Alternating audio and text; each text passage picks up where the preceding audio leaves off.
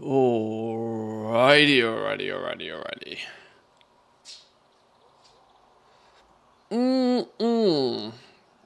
Coffee is good.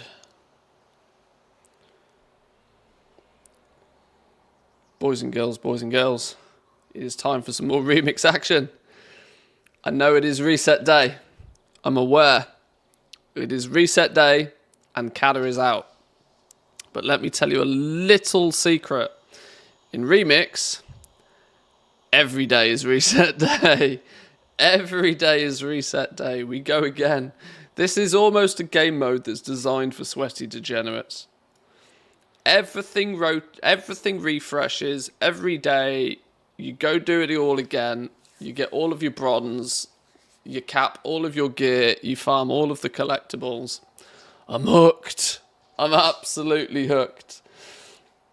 Damn it, missing Panda Remix already. Can't leave Kata. Invested 2 mil from retail into boosting 2 characters and leveling 5 professions. Oh yeah, that'll do it. That'll do it for sure. That'll do it. That Murloc suit. I know it's a pay-to-win cosmetic, but it is just cool. On a Panda, it just kind of fits, you know. I'm up to 400% XP gain on my Monk at the moment. I think it's taken them the best part of a week, but I think they're getting there with Remix. It probably would have been nicer if it launched in this state, but they are getting there. The nerf bats are absolutely flying though. This is a problem I have. The nerf bats are absolutely pumping. Goats, nerfed. Frogs, nerfed. Ward trinket, adjusted. I'm not decided if the ward trinket it's not a trinket, is it? I'm so used to OP stuff being trinkets. The ward gem is adjusted. I wouldn't necessarily say fully nerfed, but adjusted is still a thing. The nerf bats are out pretty strong, but they are supplementing this with at least some stuff that also makes sense. They're increasing the amount of threads that people can get, which will help people bump their cloak level. That still doesn't really do much to help people fix their item level though. Their gear, because you still have this kind of moral dilemma. Do I spend my bronze on collectibles, or do I spend my bronze on getting my character stronger? And they're still at this early stage. Doesn't seem to be enough bronze knocking about to do both. My theory is dump all bronze short term into player power on my main, and we can farm bronze at high efficiency levels once this dude is god tier tank. That's the theory. You might be able to spot just above my camera. I'm almost reaching 3,000 main stat on my cloak now. I was in a group yesterday. I went and did a couple of I went and did a couple of raids, a couple of the normal raids I was missing last night. I stumbled across a group with a priest who had 7,000 main stat on his cloak and had full bis gear. And my lord have mercy, that dude was running through normal modes doing 4 million DPS. So 8 times the damage I'm currently doing. So it goes to show the scaling is monstrous. Even if you look at some of the damage I do, like 500,000 sustained damage sounds silly now, right? What sounds more silly than 500,000 damage? Try 4 million damage. Madness, right? Actually crazy talk. Meaning that if you do invest, and you are planning on playing this for some time, if you invest your points into player power initially, by the time you're doing 4 million DPS, you are single-handedly soloing normal raids. because you just won't be able to die, I guess is the concept there. That means you're going to have very quick and easy access to 20, 30k bronze per day just by soloing normal raids. And any extracurricular activities on top of that you do, e.g. like maybe actually putting a group together, doing a heroic raid, or even Mythic Garrosh, Mythic Siege of Orgrimmar, sorry. I suspect by the time you are absolutely pumped to the hills, you'll have no problems farming bronze. Absolutely none whatsoever. But 500 to 600k to get there in the first place is your initial problem. Yes, that is definitely a problem. They've increased threads. I want to look at a couple of blue posts first thing this morning, because they are going in the right direction. I say going in the right direction because I still don't think they're quite there yet, but they are going in the right direction. There was a hot fix last night to some stuff where they go. So they've adjusted some of the ability for players to get more spools, which of course directly translate to cloak stats. Such as there are now spools of eternal threads, minor, lesser, the spool itself, and greater. So there's 4 ranks of these now. 40 threads, 50 threads, 100 threads, and 180 threads, respectively. Now you can acquire these from doing multiple stuff, right? Multiple stuffs. Kill a world boss, you get 180 threads. Boom. Bish, bash, bosh, done. Meaning you probably want to go and do a world tour of world bosses, potentially. Not to mention the world bosses also have the chance to drop their respective mounts as well, which is also cool. Infinite Bazaar daily quests. A fresh scene, looking for more, looking for group. Defeat 3 dungeon bosses, defeat 2 raid bosses, complete a scenario are going to give you 180 threads. So you could probably easily get 1,000 threads a day just by like doing a handful of like little basic things. Now 1,000 threads a day is still not going to particularly make up for a lot of things. It's not a catch-up mechanic. Let's not forget, this is not a catch-up mechanic, because the people that have already got lots of threads are going to find getting more of them even more easy. So this isn't strictly a catch-up mechanic. It's just a boosting mechanic to the overall thread count everybody can have access to, which is nice. I did firstly this morning all the 3 daily bazaar quests, took an hour, gave 4,000 bronze and like 2% on every stat. See, that's not bad, right? Because you've also got to remember that's going to stack. That's going to stack. If you do nothing but that every day, that slowly but surely is going to stack. And they're ones that you can sort of quickly bash out, right? Complete a scenario. Scenarios are practically insta-queue. If you queue up for a scenario whilst also queuing up for an LFR and queuing up for a dungeon, you'll instantly get into that scenario. By the time that scenario is complete, there's a good chance your dungeon queue is going to pop or your LFR queue is going to pop. And by the time you've done the second one, the third one will almost guaranteed to be instant access. So there's so these 3 could probably be done quite quickly and quite efficiently. And they're level 10 dailies as well, so you can do these on as many alts as you wanted as well, theoretically. For a nice quick little boost. Let's not also forget that whilst doing these, you're also going to get these. You're going to get the 100 thread ones for doing a random heroic dungeon. A random scenario is going to give you another 100 and a wing of LFR. So there's another 300 there. 300 on top of, let's just say 600 for ease of maths. Nearly 1,000 threads a day just by doing these 3. Yeah, 1,000 threads a day quite easily. Plus whatever else you get by killing bosses and all that sort of stuff in there as well. So like easy 1,000, 2,000 threads a day just by completing 3 daily quests. Which will add up, right? It'll slowly but surely add up. It's not going to give you a huge kick in the first place, but it will add up, which is nice if you are semi-consistent with it. Or if you've only got, an hour to play, you can just prioritize these, bish, bash, bosh, a quick 1,000 or 2 threads, and you should be good. Annoyingly, all of the achievements have now got these on them as well, and they're not retroactive.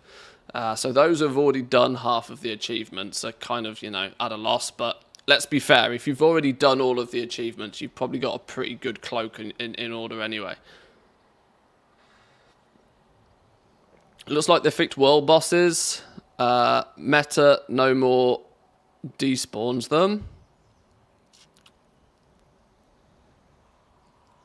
I didn't realise there was a despawn bug on them. I need 20k a day if I want everything. Oh, in terms of bronze.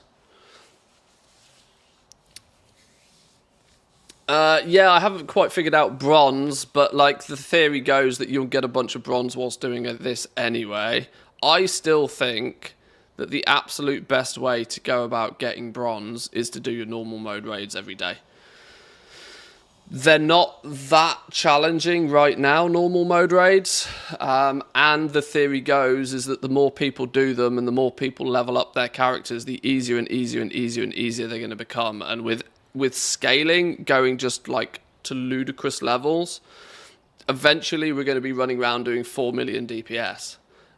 Normal mode raids will be practically soloable by most players before too long. So just consider that, right? Consider the option that normal mode raids will theoretically be soloable eventually. And you will slowly power creep until the point where that is achievable. Which is pretty good. And by the time you're soloing normal mode raids as well, I would also point out that by that point you should be quite comfortably just nuking heroic bosses as well, in a group with other similar geared people. 2 hours for normal Throne of Thunder. I wish I'd timed some of this stuff. I mean, I've done Throne of Thunder a few times now. Luckily, Duramu and Dark Animus, which are the 2 pug killers, can just be nuked through. If you've got a couple of people with reasonable gear, they can just be nuked through.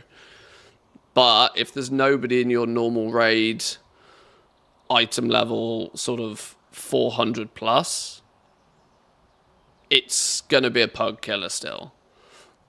Meaning Throne of Thunder might actually end up being only 6 bosses a day for most people for a little while. So yeah, Dark Animus is probably the absolute 100% pug killer at the moment. But the rest of them are not too bad, right? The rest of them normal modes nowadays are not too bad. My goal today is I want to try later on today. I'll give the stream a bit of time. Is YouTube dead, by the way? Is my YouTube stream actually working? Or is just YouTube stream is on, it's just not tracking the viewers. I can see Kieran's in chat. I don't know why YouTube isn't reporting the viewer count on the stream, but whatever. So yeah, the goal for today, I want to try the heroics if I can get a handful of people sort of 350 item level plus. Just like a simple heroic Mogashon Vaults or something. The heroics is where you get your epic gear from, you see. Now, while I may not necessarily be in a position yet, I don't think, to clear all of the heroics, because then I might actually start having to think about some tactics, at least short term anyway. Getting, some of the more easy bosses killed on heroic to try and get some epic gear would sort of finally get me my end quality gear, for example. Started the Landfall Dominance Offensive campaigns, gets me a mount and 2 meta achievements to unlock a special transmog set. I still want to, yeah, I still have quite a lot of like worldy stuff to do. Half of me wants to kind of do all the world stuff on alts now, more so than anything else. Just use my main character to pump raids. I'm not sure what the best plan of action is, but I've recently upgraded last night I did a full sweep of upgrades again. So we now have 444 gear all round, I think. 444 all round. And yeah, so the cycle continues. I need another 38,000 bronze to do another upgrade, which will take my gear to 458. The fact that there's still 1, 2, 3, 4, 5, 6, 7, 8 upgrades to be done.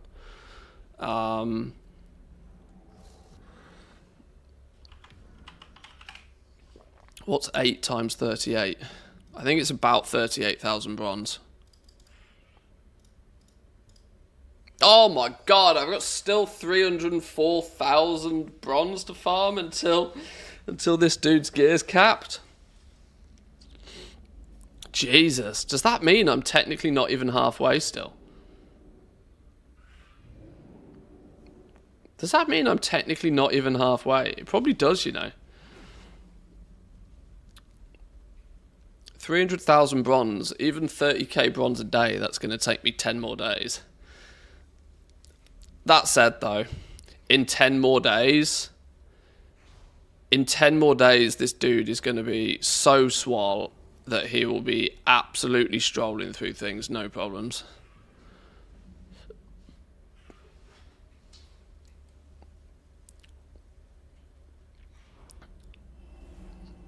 Best part is that the upgrades aren't discounted on the alts. The alts are going to be absolute rats. Yeah, this is the problem for me, right? Your alts have no way to catch up to your main. There just isn't any. There's no that would be a 50%. I think the gear upgrades are way too expensive in the first place, but I still see from this point a 10-day path to a maxed character from this point on, with what's starting to become available to me right now. I reckon I can get an upgrade path done every single day. Nearly 40k bronze a day, I reckon, is quite achievable. A clean sweep of all of the normal mode raids is actually probably not far off that. What's the... Okay, it's maybe not quite that much, actually, thinking about it. What were all of the... Where's my notepad? Didn't I work this out yesterday? I think I worked out... Yeah, I did. Yeah, 21,000 bronze at base by doing all of the normal mode raids. But there's actually quite a few bosses that give 750 or even more than that. So it's probably closer to 25,000 bronze for a full sweep of the normal mode raids. So 10k bronze from somewhere else during the day.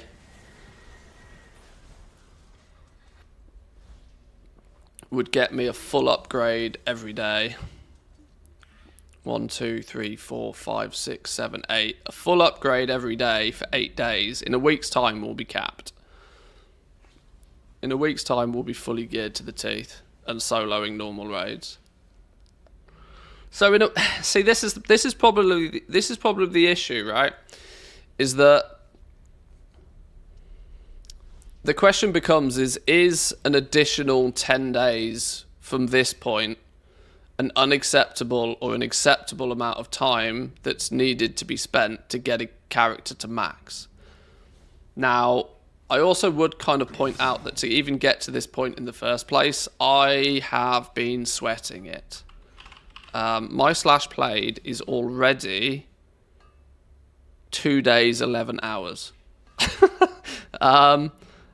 Yeah. 2 days, 11 hours I've already played on this character so far. And that's probably with not that much AFK. So I've played this game way more than a normal person probably should to get to this point. And I still have a week to 10 days at a similar pace to get one character like capped, which I think is the problem. That I think that is just too much like hard work in a mode that's meant to be dip in and out. I think the upgrade costs are about twice as expensive as they should be. Honestly, I think they're about twice as expensive as they should be. Blizzard has a problem though, right? Blizzard has a problem, and I'll show you what the problem is. Blizzard has one significant problem. They have, and this is something that they need to fix, and I don't quite know how they fix this without pissing people off, right? Because at the moment you have bronze in the middle. You've got your bronze as your one currency, right? That one currency is for everything. Now you can either put it this way and buy power, get your power up, or you can spend it over here and get your shiny things, right? Like your mounts or whatever. Mounts, transmog stuff. So you've either got power or you've got collectibles. If you spend it on one, you can't spend it on the other. And the problem is that this side is way too expensive, like 600k. 600k to get a character capped on the power side, but you can buy a mount for like 5,000 bronze. So in a way, the collectibles don't shoot the messenger here. The fact that the collectibles are already so cheap relative to what you need to spend on your power gain means that if Blizzard buffs this, if they give you more bronze, it means everybody gets all of the mounts and all of the collectibles done like that within 5 minutes, apart from hardcore ATT collectors that literally want everything. This is the problem they have. So if they jack up the amount of bronze they give you, it makes all of the rewards super cheap, super easy. Everybody gets whatever they want like within 5 minutes. But it fixes this. And then the problem is then once everybody has those capped characters, then all of a sudden bronze isn't actually that difficult to get anyway, because you're soloing and one-shotting normal mode raids. You're nuking heroic raids probably without much difficulty whatsoever. And Mythic Siege of Orgrimmar, if you get in there, is about 30k bronze a day just by itself. So by the time you've spent 600k on power, your ability to get more bronze is already super duper mega boosted. So if you make this path quicker, then this path like just disappears. This is the problem Blizzard have internally. It doesn't seem like much of a problem to players, because hey, if you get everything in 10 minutes, you're happy and you'll go off and do something else. But this is the problem they've got, that they can't just straight up buff the amount of bronze you get. They have to sort of tiptoe with it. They have to like eke it up in other ways. This is why they've tried to give you more threads as a way to say, well, look, here's some more main stat, here's some more stamina, here's some more crit, here's some more stats from your threads. Go out and get those. So then even if you don't choose to spend all of this on upgrading your item level, you still get slightly stronger. The difference between somebody that has 1,000 threads and somebody that has 3,000 threads is still pretty sizable. But yeah, I don't really know exactly how Blizzard fix it. This is something that should have been done before it went live to everybody. Because if they now hotfix the amount, if they cut this in half and make it cost only 300k, well then how does that work with players that have already spent 600k on leveling up their gear? Are they going to get a 300k refund? Probably not. Probably not. If they half this, what if they then half this but then double the price of all of the collectibles? Well, then what happens to the people that have already bought those collectibles at the cheaper price? There's almost no right answer they've got here. They're going to They're going to fuck somebody off. They're going to piss somebody off, whatever they do. Which is why this all should have been fixed and this should have been balanced before it went live. Frog Farmer, no refund, just upgrade costs. Just cut down the upgrade costs. Best way, least players are hurt. Yeah, I do think this is probably the smartest move. Honestly, I think it's probably the smartest move to just massively reduce the amount it costs to upgrade your item levels.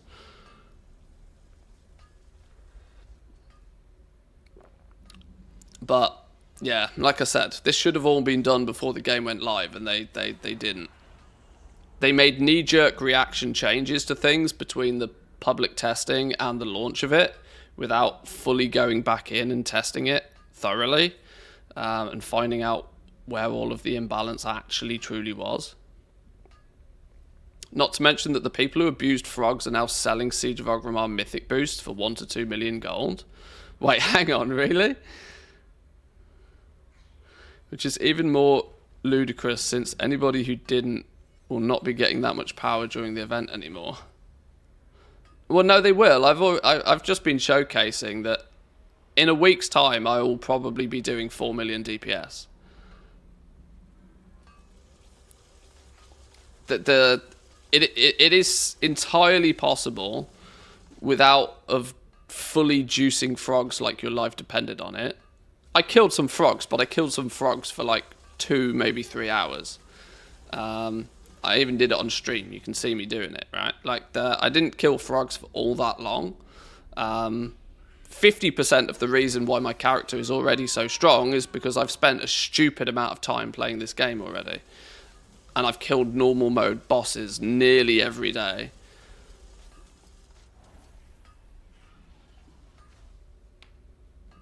Personally, I can already solo Mogashon Vaults and Terrace. Could not solo HOF because of the Amber boss, but all of the others were really easy. What's your thread count to be able to do that right now? Is it worth me giving it a go? I didn't kill frogs at all on the same item level as you, just did every zone quest-wise. Yeah, the impact of like your average frogger is already being diminished.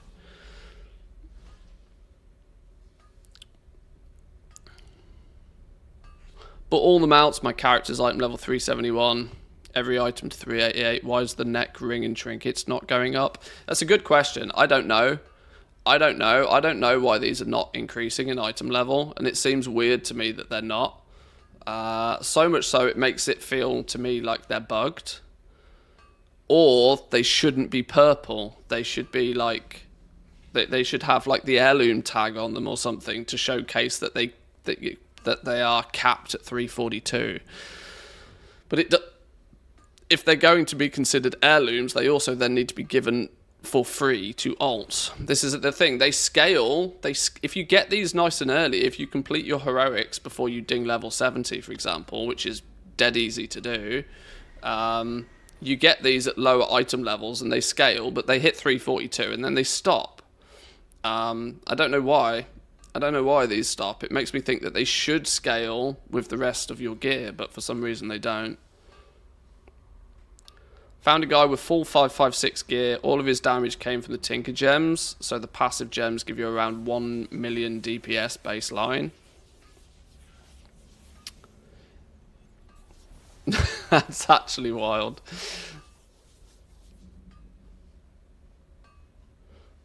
Million baseline. I did top the DPS charts in an LFR run yesterday, by the way. I topped the DPS charts in an LFR run with auto shot. I didn't press a button. Literally didn't press a button. Still topped the DPS charts, which was silly. I've around 3.5 million health points as a DPS. Okay, your gear is a little bit better than mine then somehow. I'm at 2 million health.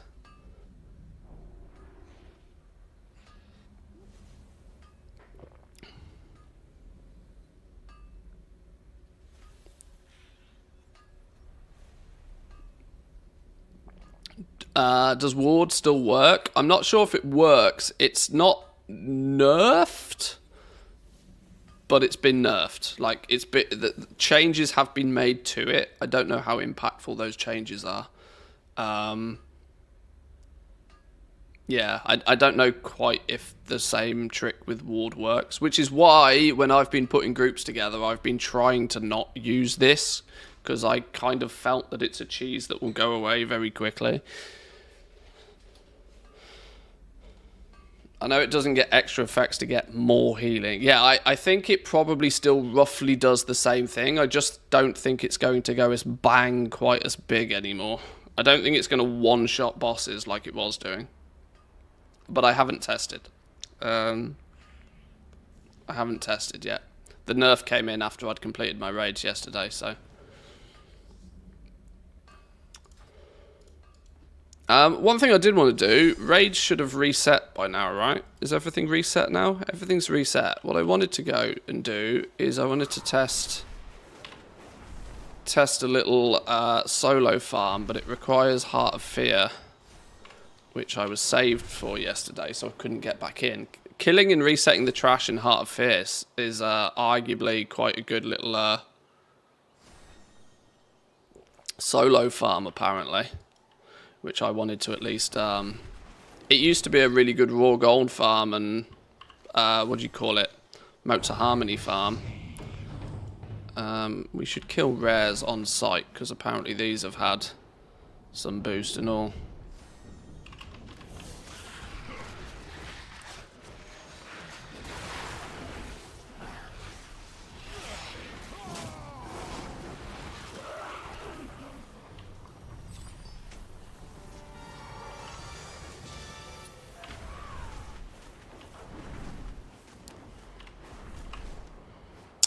Right, this way. It's still one-shots doing raids now. Okay. If you stack it hard enough, it probably still works. 500 bronze each run, around 20 gems and 15 threads each run. Is that what it's working out to be? I mean, that's really not that bad, is it, for a solo run?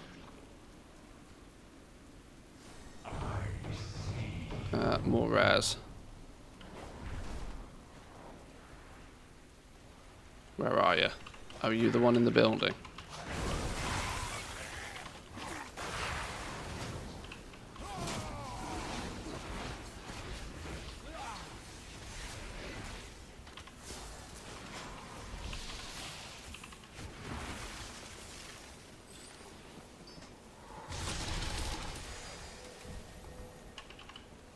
It's not bad. Still kill rares on site then. World bosses are now weekly reset, all of them? Wait, what? No.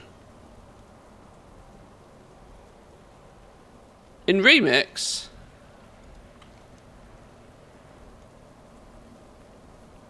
That doesn't make sense.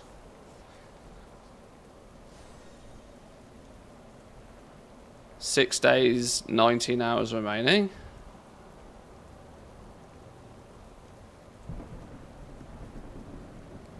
Ignore the raid detail timers, those are broken. Okay.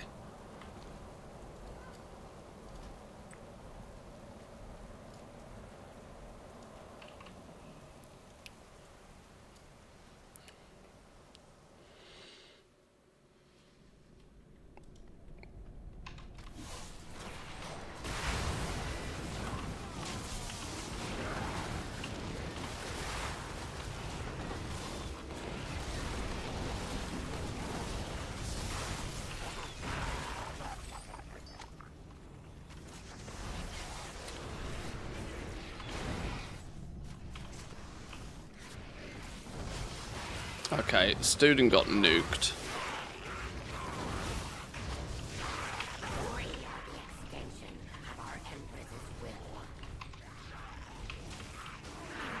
Okay. This is probably one of those scenarios where being a tank class would make this much easier.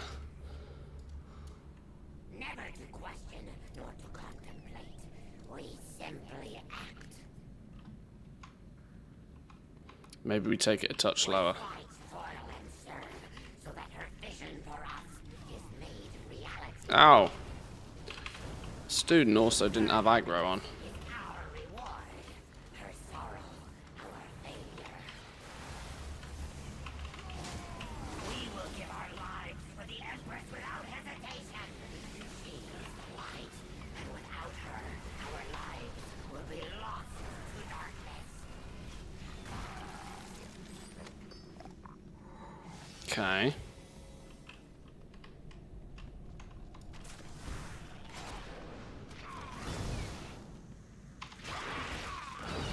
Student, do student things. Holy shit. Damn bird.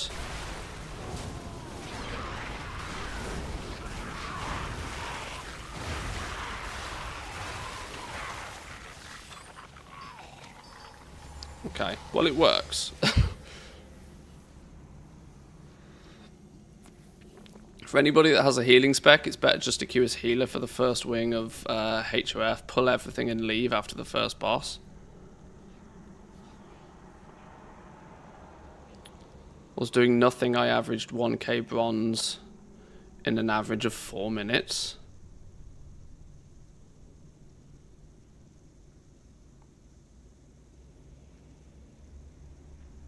Do you not get... Is there no deserter buff or anything in this now? I suppose not if you kill a boss, right?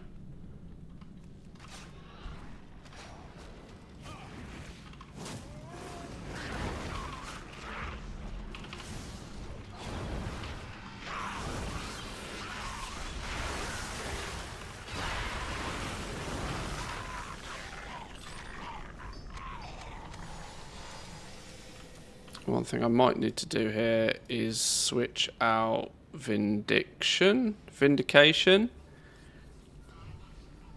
Does that heal up to 3 allies within 50 yards? Does that also land on me? I could do with boosting my self healing. I do more than enough damage, but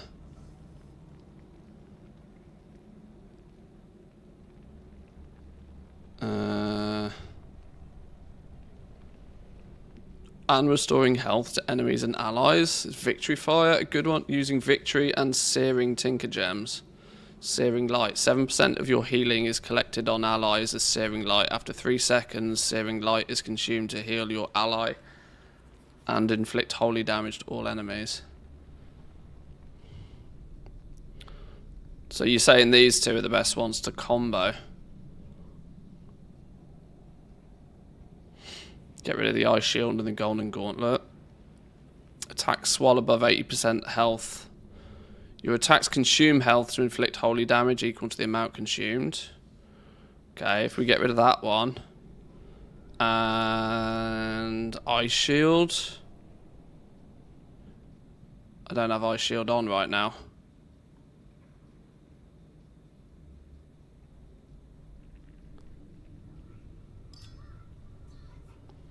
Oh, Frost Armor, I guess you probably mean. Yeah. Get rid of that, put Searing Light on. Is that going to work? This is Narcissus, by the way. Narcissus is incredible. Actually god tier.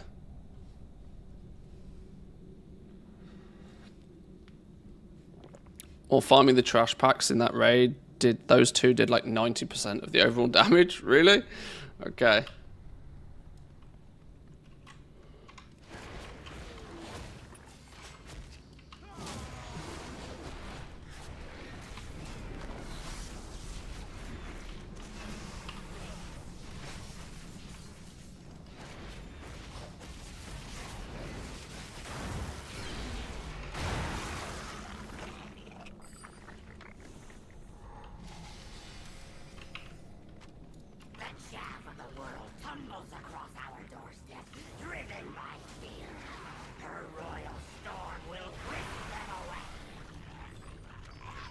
Boom.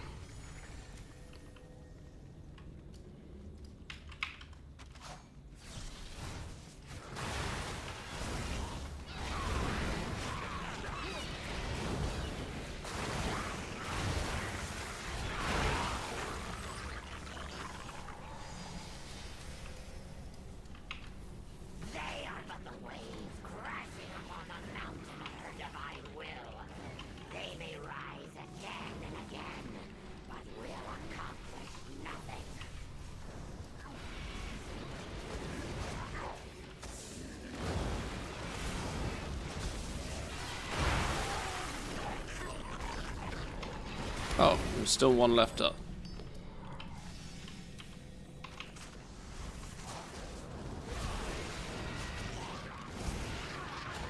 You're not running Vindication? I healed more with this in a 10-man raid as... yeah, I have when I go do random dungeon stuff. I have been using it. Have I not got it on now? It might be. It's probably something that I should be putting on now, because what I haven't checked is whether it actually applies to me also.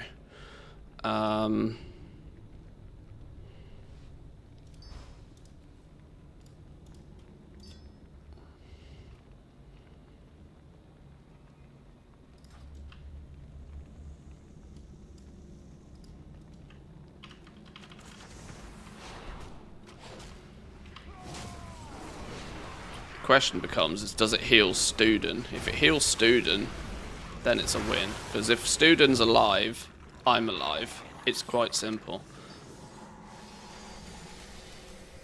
Swap to healing done.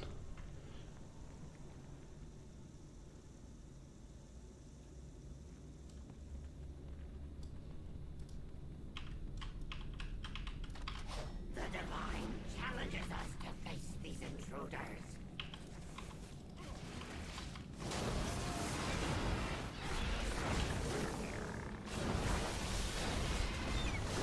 Okay, Student still died.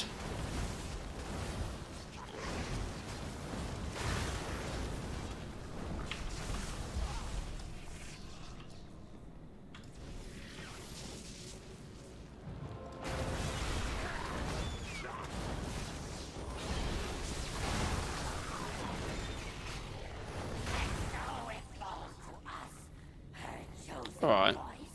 Well, first test, that was quite successful. Yeah, a tankier pet would most definitely... I need to go get a turtle or something. I don't think my my Flappy Bird nor my Leggy Bird is really gonna be overly tanky, but...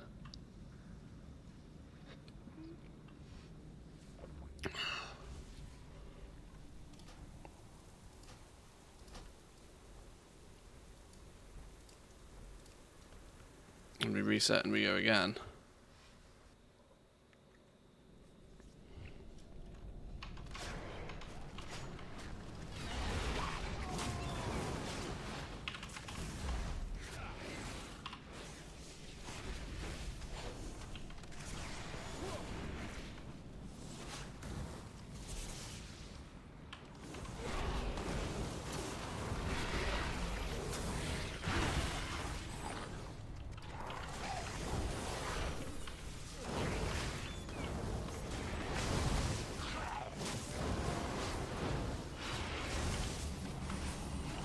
Okay, this first pack seems to give me problems, and I don't know why. Something in there that I don't like. Something in there I don't like. Ours is but to serve in her divine name.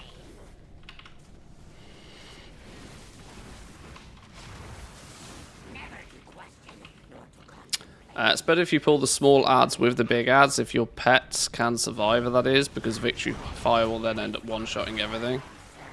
So that her vision for us is made reality. Yeah, pulling more probably weirdly is the play, actually, yeah. More is more. We will give our lives for the Empress. Yeah, I just need a turtle or something. A turtle pet or something that will just go, you know, immune for like 10 seconds and then GG.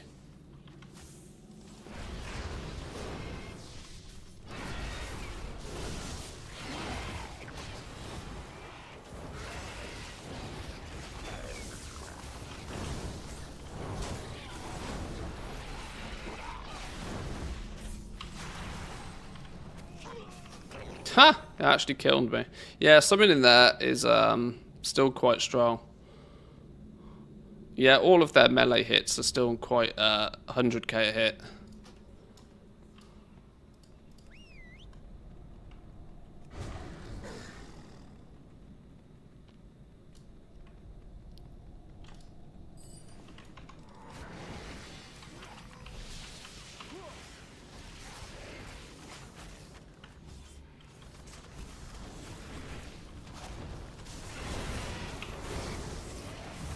I've also just realised I didn't have Pet Taunt on even.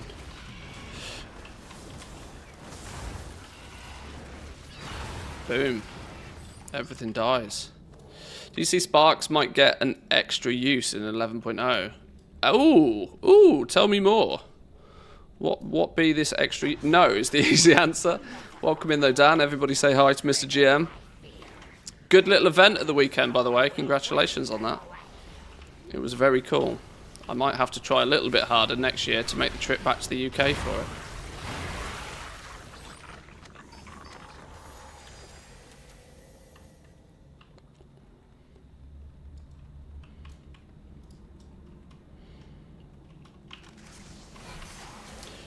You want to group up for a trash farm? I was going to do a few runs alone anyway.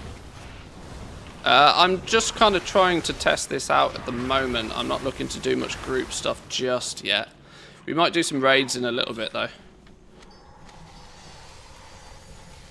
Check my tweet about the Spark thing. Let's have a look. Let's have a look.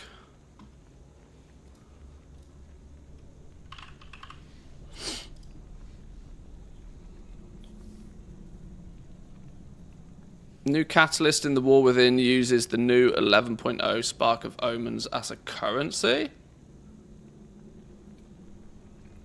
Oh, that's interesting.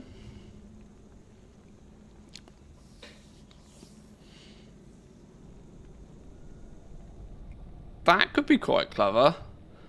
That means if you are not so concerned about using your sparks for the creation of gear, you can use it more so for things like collecting mogs and that sort of stuff. That's quite cool. It's a marvel that even words struggle to capture. Picture this: if you can, long before our city's foundations were laid, the Titans farm, blah, blah, blah, blah, blah, crafted this catalyst. When used with a Spark of Omens, the catalyst can infuse great power into items. It can enhance them, pushing their potential further than ever before. This is truly ingenious and has never been done before. Spark of Omen is an an ancient Titan artifact that, used when properly with the catalyst, can unleash an item's true potential. However, this is easier said than done. Whilst finding an intact Spark of Omen during this time verges on the impossible, you can still find fractured shards of omens around the land. 2 fractured makes 1 complete, 1 per week fractured, I guess, is the plan. Combine 2 fractured shards of omen to create a shard of omen. Straightforward concepts that will keep you on the lookout. The more you gather, combine, and fuse, the better your items will be. The better your items, the stronger you will become.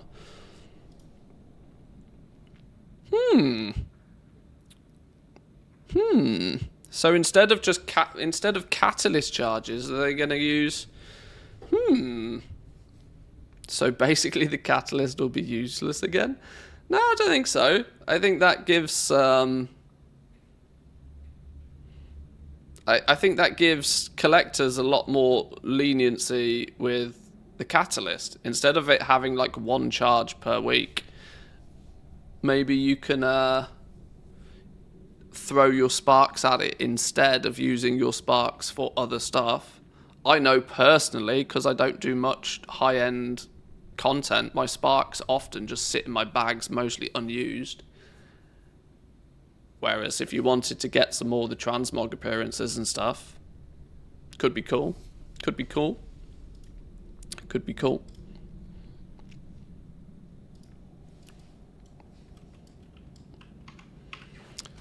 If only there was more people out there testing, eh? Instead of playing silly Mr. Pandaria. But what are you going to do? Hashtag not salty. I swear. Imagine, right? Crazy. Hey, beta next week anyway, if rumours are to be true. Rumours probably are not true on that one, by the way. Although time is catching up on us quickly, with so much to do in so many different like versions of World of Warcraft at the moment. Cataclysm and like Mr. Pandaria remix. It's without having that kind of like, oh, there's absolutely nothing to do moment, time's going quite quickly. And it's got to be beta relatively soon. Because by the time this event finishes, we should have pre-patch. If this event finishes in less than 3 months, 90 days, give or take, beta is usually 8 weeks. So it's got to turn up pretty quickly. Got alpha, but I haven't even had the chance to launch it yet. Get on it. Have a look. Poke about. See what you can find. There'll be some fun stuff in there for sure. The divine challenges us to face these intruders. If they use sparks, you don't get the free charge each week. Looks more like a way to prevent reaching the max charges. Do you think what that is? Do you think it's less flexibility, not more? I mean, that doesn't sound like Blizzard, does it? Maybe it's comments like that to why I don't get in the alpha. Chosen voice.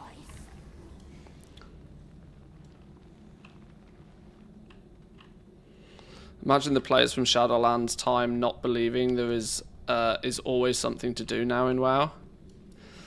Well, like I said, you can't argue, and you can't knock them for the amount of different things you can do right now. Although the amount of discourse around this Panda remix is phenomenal.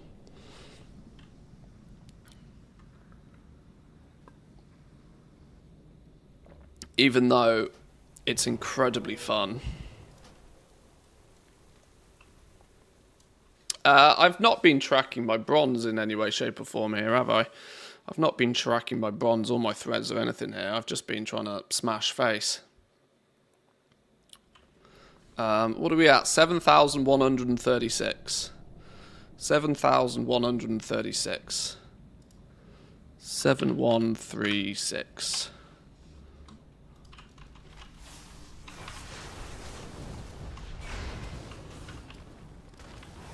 Are we saying the way to do more damage is to do more damage? Nope. That's not the way we do it. Maybe we pop turtle and we just run through. What's the cooldown on turtle? 2.5 minutes. Ours is but to serve your divine name.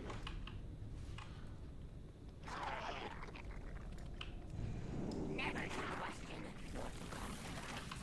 We simply act. No, that doesn't work either. Please ignore. Whoops. So that her You have a VOD to measure. I know. I kind of forget. And I locally record my stream as well. So I've got it all saved like instantly on my computer. I forget I do this half the time. Okay, let's just go back to most ye olde reliable and just kill things. She is the light, and without her, our lives will be lost to darkness.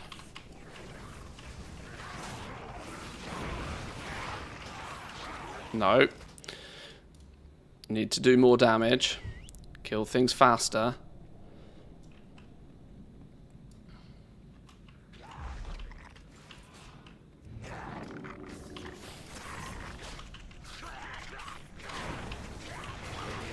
No, that doesn't work. We're going to go back to ye olde faithful. Of just kill things. Slow and steady. Just kill things.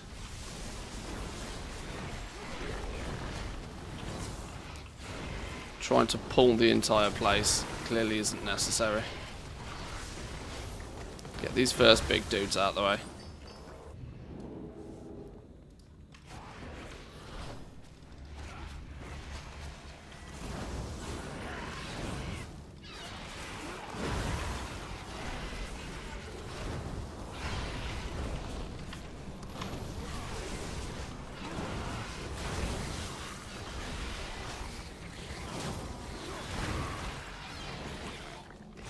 Right, once they're out of the way, it's plain sailing. It's plain sailing once they're gone. So let's figure this out. We pull you, and we pull you.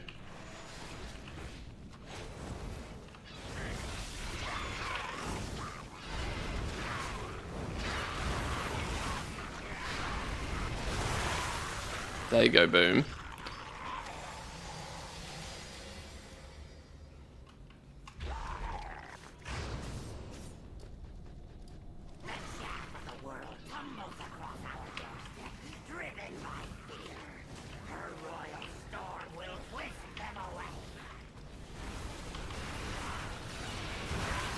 That's better. Now we're cooking.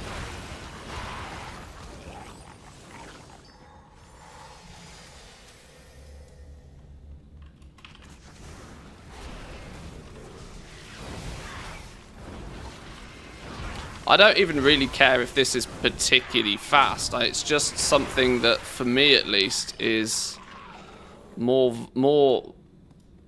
I basically, as we tried to do yesterday, I hate 2x4 farming.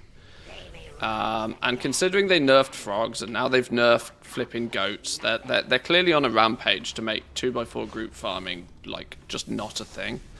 And I don't really object to that too much because I hate doing it in the first place. But something like this, even if it's slow and steady and methodical, you can sort of do this while you're, you know, waiting for a group to get together or something. Admittedly, you're in an instance, so I don't think you can queue for stuff at the same time. But, you know, if you know at this time your mates are online or something, you can use this to keep yourself busy in between doing other things.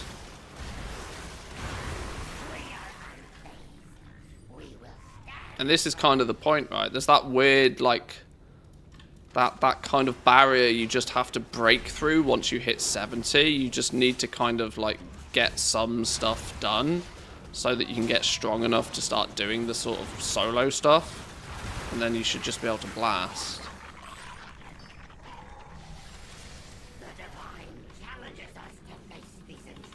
You can only do this if you're a frogger. Oh, the irony.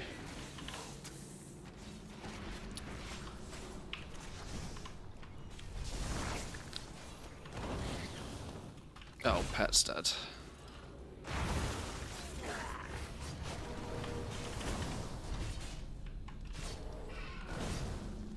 Oh, pet's dead and I'm dead. Alright, well actually that's a very convenient way to get back to the start, isn't it? We'll go with that. That's an easy trip back to the beginning. With no repair costs, that's actually probably the smart play, you know. Die to the last pack, then you don't have to piss about running back either. There we go, always thinking. How to turn a negative into a positive.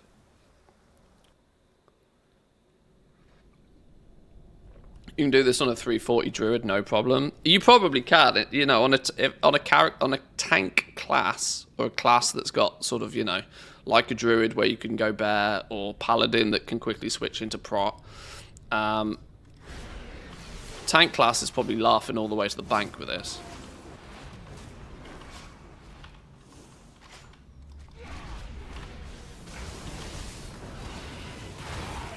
My entire build is very glass cannon though. I've basically spec'd into practically no defensives. But you know, if I was to actually tweak a few things a little bit more, pay attention to what's going on. Oh well, so much for taking track of my bronze. Actually, I've already scuffed that plan, haven't I? How much have I got? 7,661. What was the number? Okay, it's about 500 bronze a run, give or take.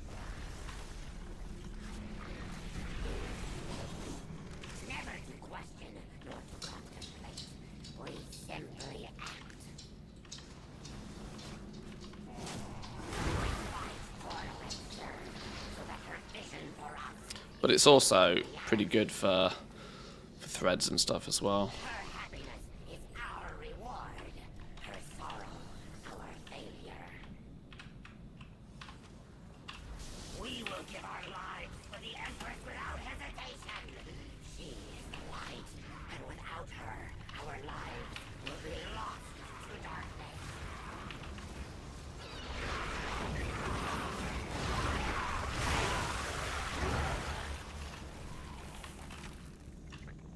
There is the 10 instance cap per hour, so you could use your 10 instance lockout here and then transition to another instance farm or do normal raids. Well, probably not, because you'll have hit instance cap. Isn't that the point of instance cap? Or does instance cap for heroics and scenarios not count? Really? Because your instance cap is in like that. I thought a cap is a cap, right?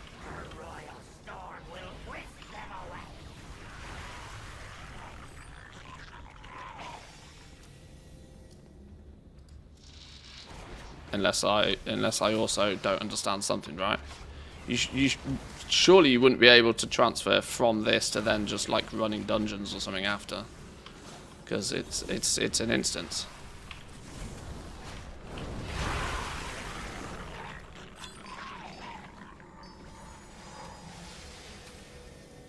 They are but the waves crashing upon the mountain of her divine will. They may rise again and again, but will accomplish nothing.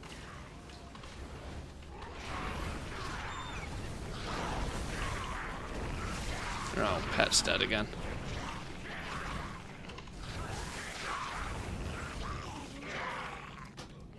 Pulled too much.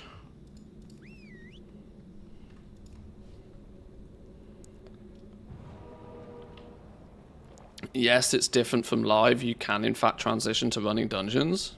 Oh, really? Okay. Well, that's interesting. Hit instance cap here, then.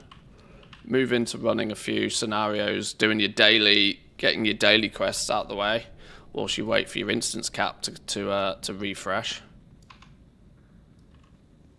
It's interesting.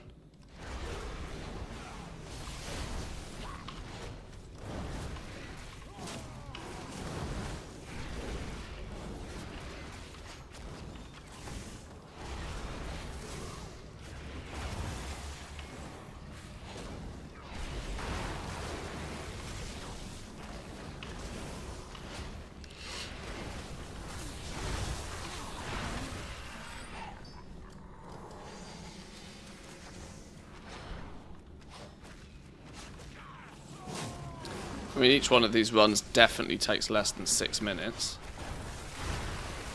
Especially if I don't do something stupid like die. We will stand firm. The divine challenges us to face these intruders.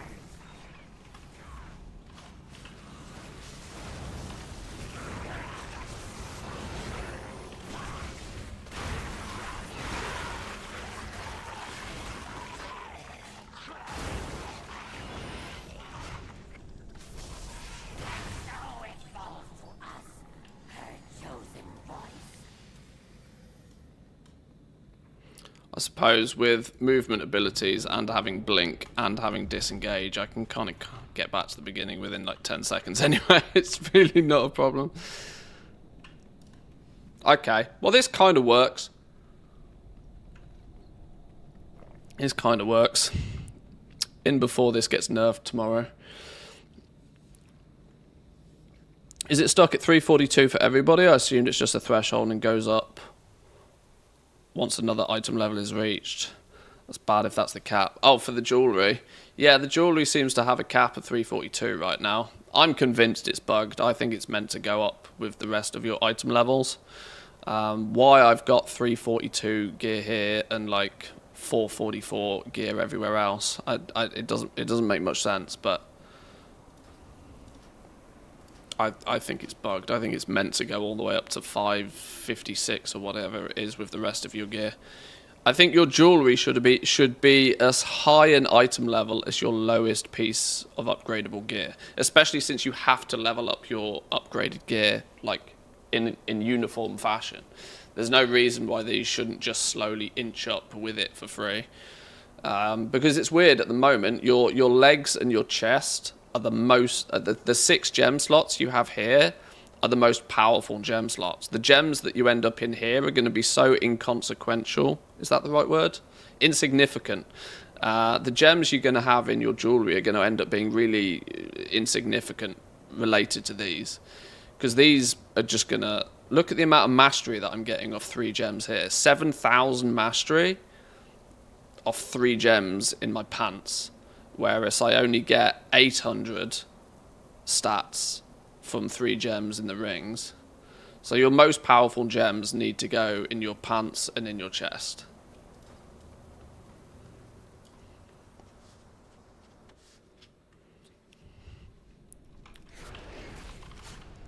If you want more movement abilities, you can actually switch boots and use other cogwheel gems since they're all on separate cooldowns. Oh, are they? I hadn't even tested that. That's quite funny. Oh, come on, student. We just need a tankier pet for this. Although that said, give it a few item level upgrades and we'll have surpassed the point where student dies.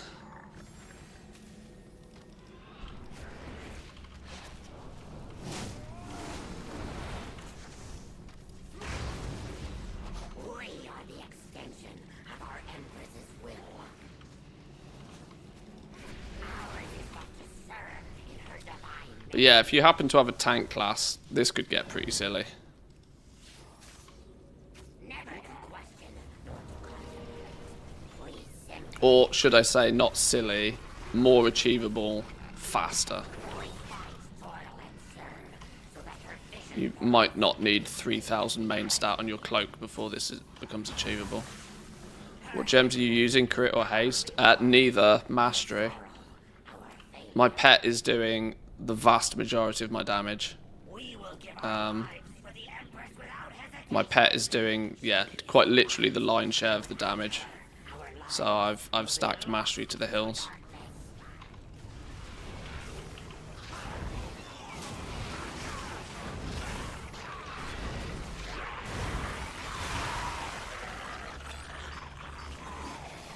I mean, apart from the fact that Victory Fire is actually doing all the damage, but Beastmaster Pet doing the vast majority, the pet doing most of the... I know, crazy, right? Who would have thought? But I think that's because in retail, crit and haste are more important. So it's kind of...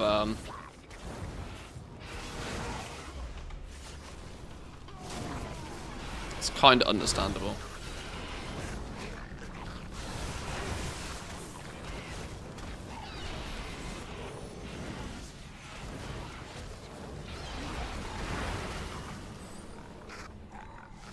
Only mastery or someone else in weaker slots. Well, I don't have enough full mastery gems to put them everywhere.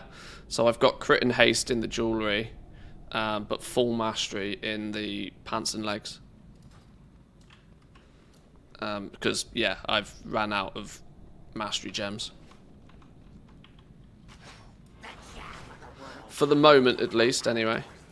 Driven by fear, her royal storm will whisk them away. I've just realised I'll probably actually do more damage if I don't, if I go single target spec here. Weirdly, because by nuking one mob down faster makes everything else go boom.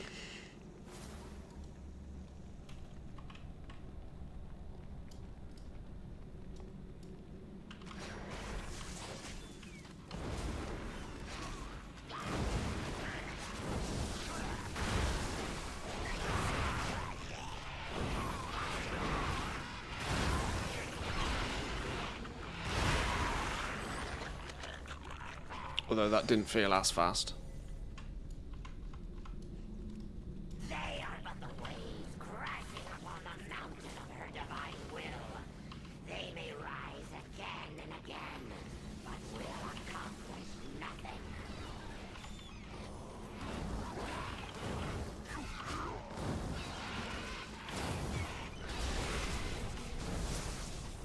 Okay, what the hell's gone on with this one? Why did this pong end up getting so scuffed? How is this so scuffed?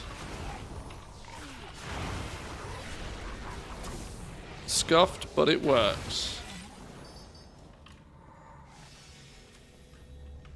This trash farm will give you all of the gems you ever need. Well, hopefully. Hopefully.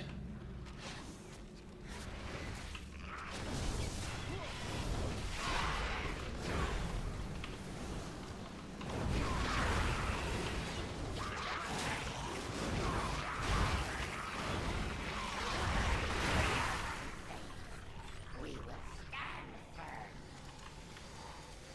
The divine challenges us to face these intruders.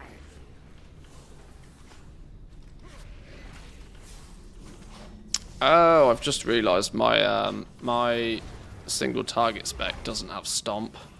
That's why students struggling to keep aggro. Oh no, it does have Stomp. Huh. Alright, well I don't know what's going on then. My AoE build felt much better. Oh, Bloodshed's on cooldown. Alright, sure.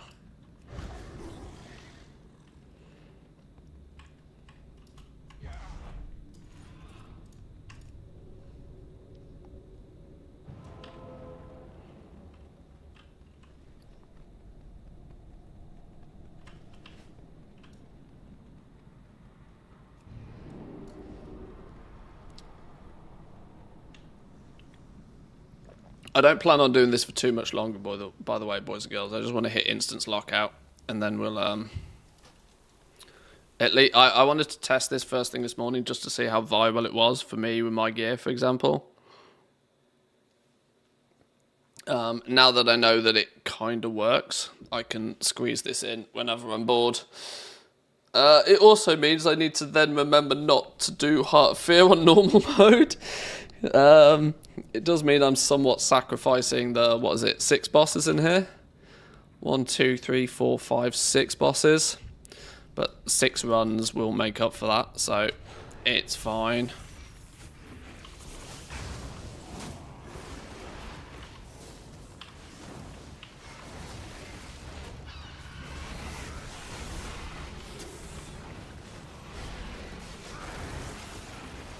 Because it's about 500 bronze a run.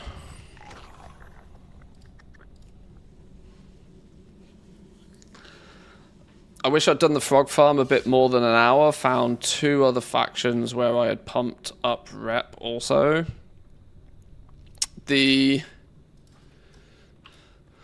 Honestly, the frog... I'm almost bored talking about it, honestly, the whole frog thing, because... I've said this a few times already, I genuinely just think people are looking at it the wrong way. I know in retail, where it's a regular MMO, it's perfectly understandable to look at the power that some other player has and feel hard done by if they've achieved it in some ill-gotten way. But this game isn't strict, like this Panda Remix mode isn't so strictly MMO-ish in that regard, right? Because the power that these froggers have had, like hardcore froggers, sure, they've mostly completed it. But now they're able to just boost the shit out of everything for everybody else. Which was kind of the point of this mode in a way anyway. People are both simultaneously complaining that they weren't able to take advantage of frogging, whilst also at the same time then complaining that they get one-shot by shit. So how the people who are like just practically boosting those players through the... Like you can't be pissed at everybody. It's odd, right? Like, if you're just angry at everybody, you're just angry at everybody. The more you play the game, the more, like, you scale up regardless.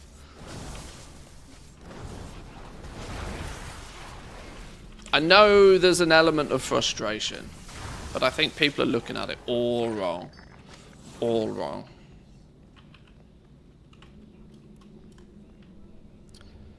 I mean, those who are selling boosts for retail and gold, that's just a scumbag move in the first place, right? That's just a scumbag move. There's no, you know, for starters, I think it borderline falls under, I'm pretty sure that breaks TOS. I wouldn't be 100% on that, but I'm pretty sure you are at the very least, you know, you're playing with fire there.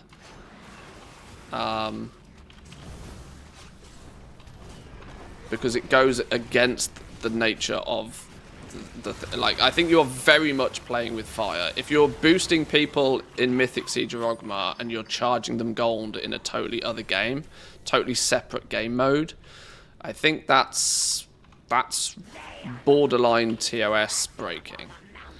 And I would not be too surprised if Blizzard was to take actions on some of those players. So I I think that that is just a scumbag move from the word go.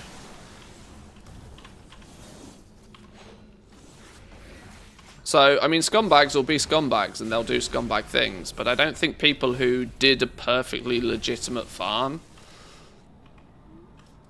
I mean, it was on that day, on those days, it was the most optimal way of doing a thing. There was no exploit involved. The game's the game. I get it's annoying. All that's happening now is that those players... Like yesterday, I had a priest who had 7,000 main stat. 7,000 main stat, full gear. He actually just full-on carried 9 other people through a raid. He did nothing but make it significantly easier for all of the other players around him. Full-on carried through a raid. Like 10 out of 10 would run a raid with him again. You know? 10 out of 10 would do it again.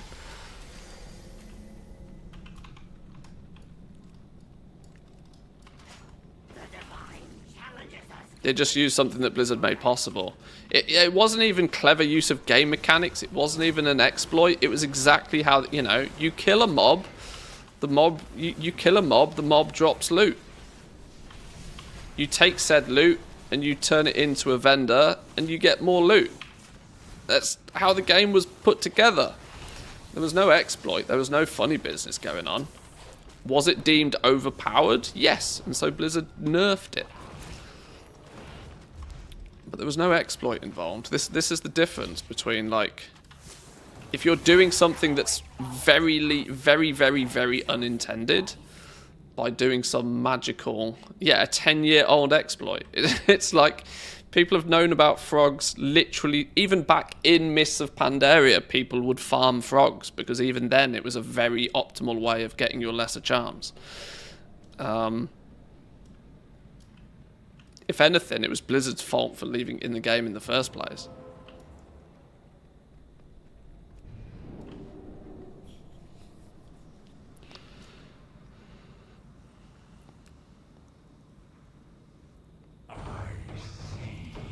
Ooh, rare. We'll kill that in a minute.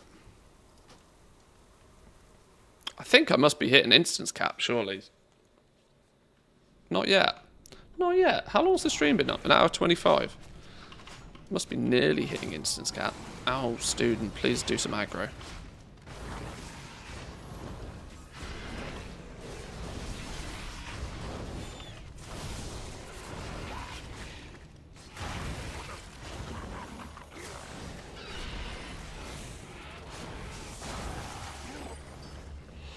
To be honest, I don't get why people get pissed for something that ends in 3 months and doesn't affect the quote-unquote real game. I understand why people get annoyed by it. I just think it's a very... I don't know. It's gamer it's just gamer logic, I think. Somebody's got something and I want it, and I didn't have the same opportunity to get it, so I'm going to cry about it. I don't think it's... it's... Yeah. Could it have been better handled? Yes, most definitely. Was it always going to cause discourse? Well, we knew about it. Blizzard knew about it before the game mode even went live. It was no surprise to anybody. We fight, toil, and serve, so that her vision for us is made reality. Her happiness is But yeah, whatever. her sorrow, our failure. When everybody's running around doing 4 million DPS in a couple of weeks' time, nobody will care. You know, all of a sudden that frog advantage will be nullified. It will be fine. I mean, another thing they could have done is just left it in. The only problem is that people would like with leaving it in, it just promotes the wrong way of playing this mode. The mode was, by design, this mode, and I see where Blizzard comes from in this one, that the mode was designed for you to run around and do a little bit of anything and everything. Anything and everything should get you what it is you're after. And unfortunately, frogs were 10x more useful than they should have been. Which is why, unfortunately, they had to have been nerfed. But there was obviously the theory, just leave it in and let players do it.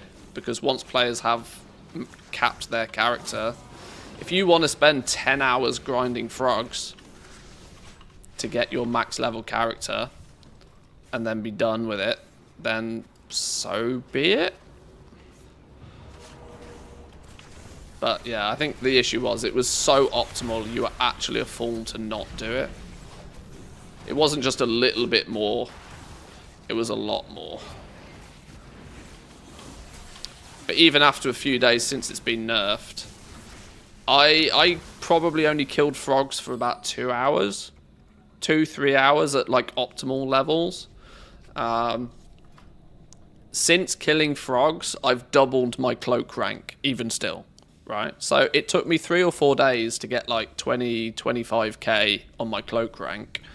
Since frogs have been nerfed, I have still doubled my cloak rank. So the effectiveness or the power that I'd obtained from frogs is already less than like 50%, way less than 50% of what my actual player power is as a whole right now.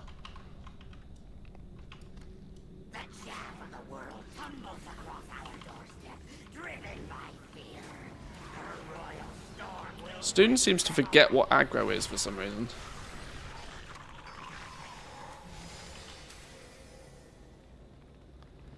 Jump around, pet do pet things. Yeah.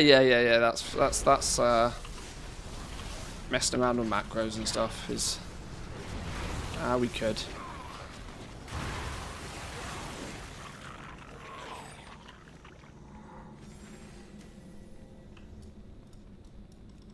To be fair, you can farm a lot faster than other people, though. It's an exponential buff. Well, I didn't do goats.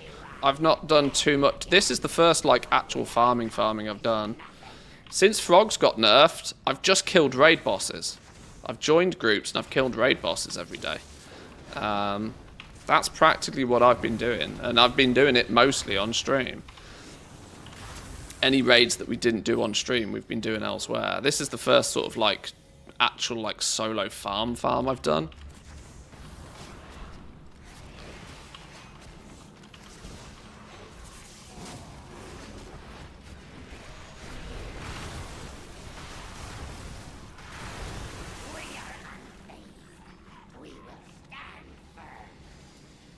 I'm on the same page though, it doesn't really matter. Yeah. I don't know. I think, and this is why I kind of think it's one of those things that will just kind of, it's today's issue.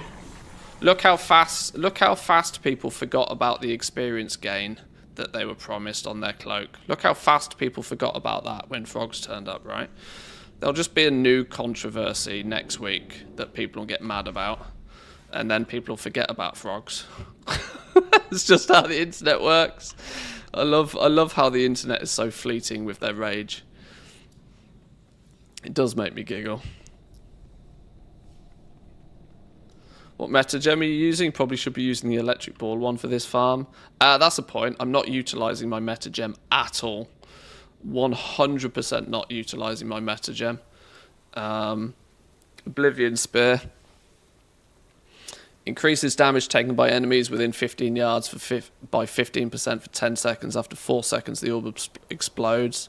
Is there something more sort of tanky, self-healy?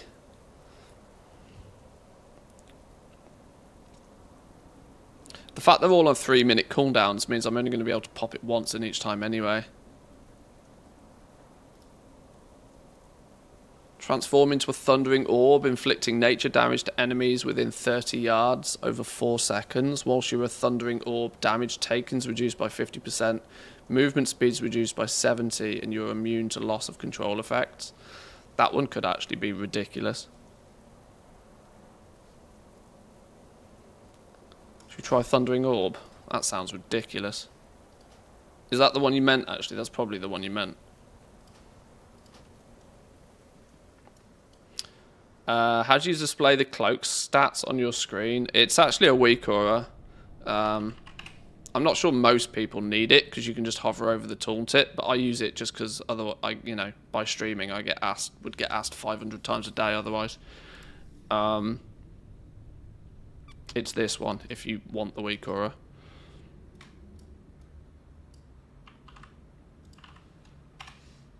I'll post it in YouTube chat as well for people. Reddit next week. This HRF exploiters must be banned permanently. Yeah.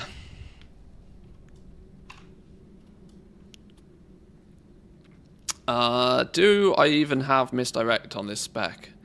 No. See, I don't even spec into misdirect, so screw that for a laugh.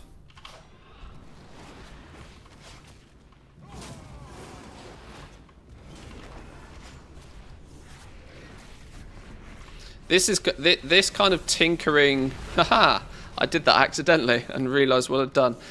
Tinkering with Tinker Gems gives me the sort of Season of Discovery sort of vibes from this, which I think is quite fun. I'm a fan of this. I'm a fan of this for sure. Playing around with each different one, seeing which ones work better in different scenarios.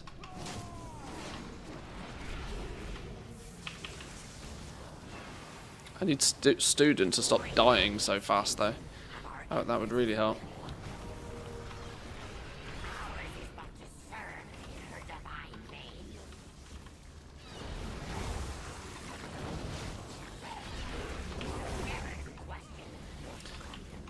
Wait, you're soloing?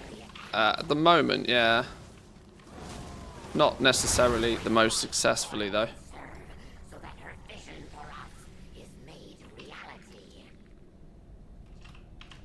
Her happiness is our reward. Her sorrow, our failure. We will give our lives for the Empress without hesitation. Oh, what does my big electric ball do? Okay, that's fun. I can pop that once per dungeon. That's fun. Whoops, where did student go? Is he dead already? Flipping hell.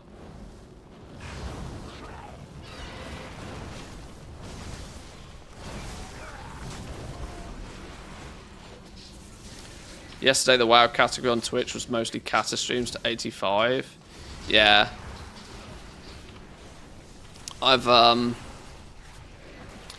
while I fully appreciate people can have fun in Kata, it's just not for me. It's not for me.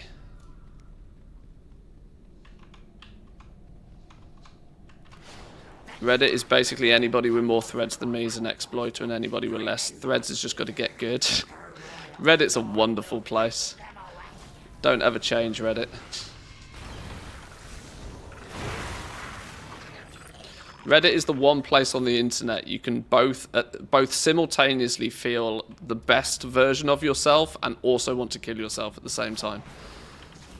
Something special about that place.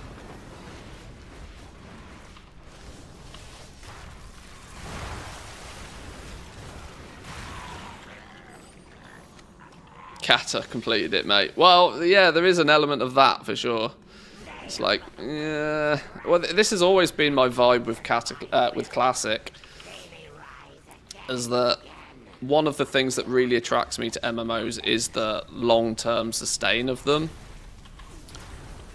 and hence why I've played retail for the best part of 20 years. And I'm now so heavily invested in retail, I almost can't put the damn thing down, which is a problem in itself, but it's why, you know, people who are running around trying to collect everything in Classic, I'm like, I just can't do that, because it just doesn't feel right.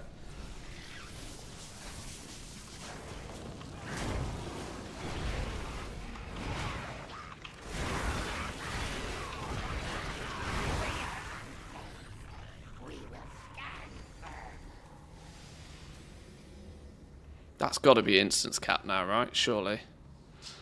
I haven't been keeping track of how many runs it's been, but that's got to be instance cap.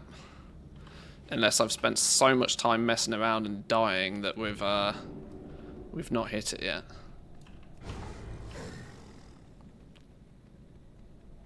Oh, 3100 agility though. We've passed the 3k mark. That's fun.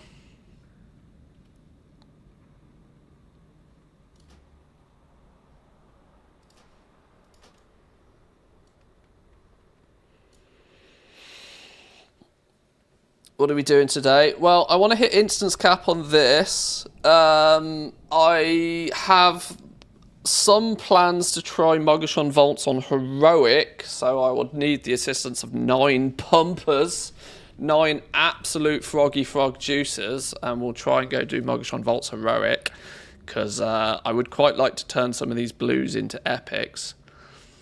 I want to do my Mogashon Vaults run on my alt. That, of course, will be normal mode. We can bring people along to that as well. I have another alt that's about 20 minutes away from being level 25, so there's another opportunity for an MV run there. A little bit of raiding, honestly. A little bit of raiding after this, once we've got this in check. I need this bronze number to hit 38,000 so I can do another sweep of upgrades. Ours is but to serve in her divine name. That's the ultimate goal today. Never to question nor to contemplate. We simply act. We fight, toil, and serve so that her vision And obviously, made reality. as much of this as I possibly can, bring you guys along for the fun. Is our reward, her sorrow, our failure. We will give our Can lives we- for the Empress without hesitation. She, Can we electric ball this pack? our lives will be lost to darkness. Yeah, that electric ball's quite fun.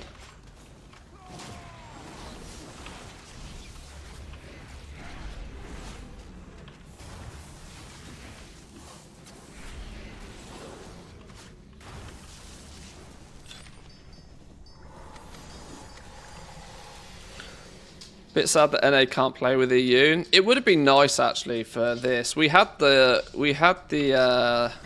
fact that we had global launch for this. But of course it runs on the retail client and it runs off the back of the retail client, so EU NA limitations are still a thing.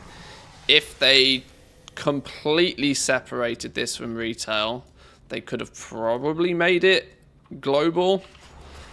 And I think that would have been like really cool. But yeah. At least we can do at least cross faction is a thing. Cross faction and fully region wide. They are but the waves crashing upon the mountain of her divine will. They may rise again and again, but will accomplish. Student, aggro, my friend, aggro. Do aggro things. You damn flappy flap.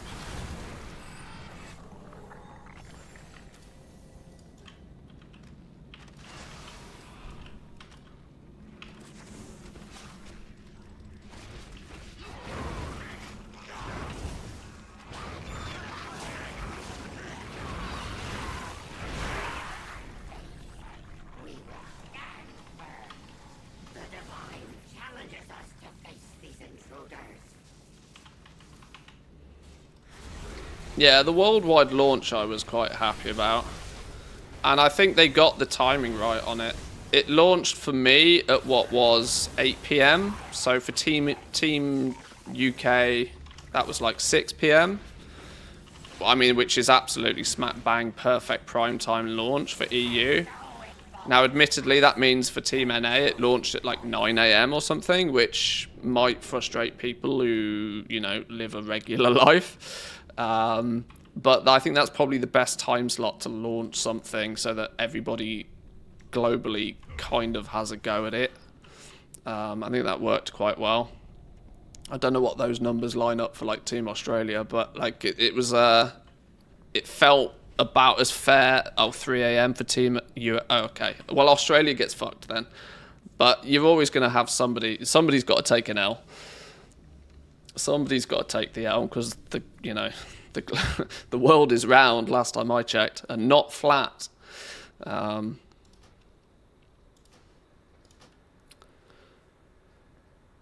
you checked out the new buffs to scrolls or something? Saw it briefly on Reddit this morning, but want a monthly TLDR. The monthly TLDR is simple. You can get about 1,000 threads. You can get probably 1,000 threads in about 20 minutes, maybe in less than an hour. Over 1,000 threads, I'd say, because your 3 daily quests to complete a scenario, do a heroic, do a dungeon, kill a couple of raid bosses, all of those are going to give you like a 180 thread boost thing. Plus, obviously, all of the threads you naturally get by completing that content. So it's probably 1,000-ish, 1,500 threads very quickly. So that'll help people keep their cloaks up and running. World bosses have also tagged in that. You can do a world boss and get 180 threads. So if you're consistent, you can chip away with stuff. You're going to have to do more than that if you want pumped cloaks. Because, if you do nothing but the bare minimum, guess what? You'll only have the bare minimum. But there are other options. But yeah, the TLDR is simple. Your basic daily activities have been juiced in terms of their thread gains for your cloak.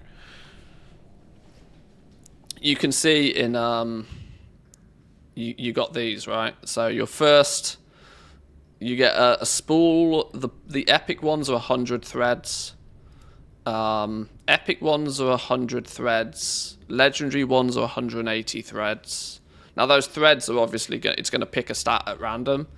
But you can get epic ones. I believe these are going to be for your first of the day.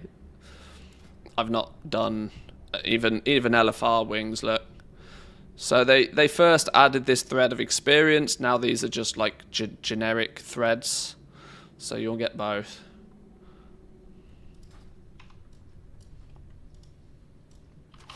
So it's a step in the right direction to make the world content and sort of more chill, casual, non-group content more juicy.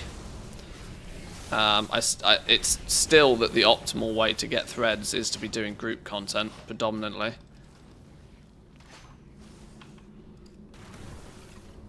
Or some sort of high performance farm. This one is proving quite good. I can't lie, this is proving quite good. Not that I want to camp in this all day, but this is proving to be quite good.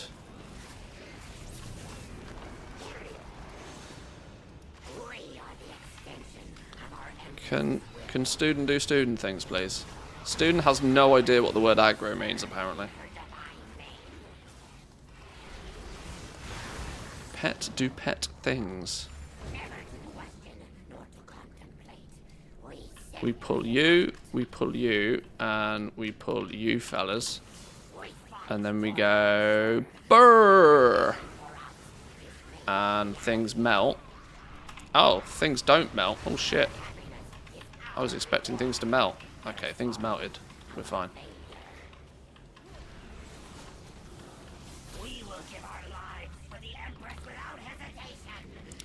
So that it's kind of like we're basically a week into this mode now, or at least we will be. In fact, no, we're not even that far in, are we?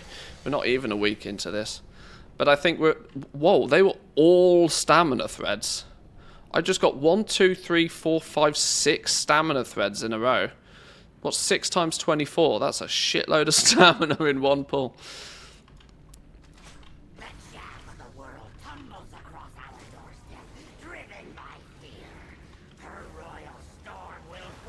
With almost being a week into this now, I think that the reality is it should have launched like this.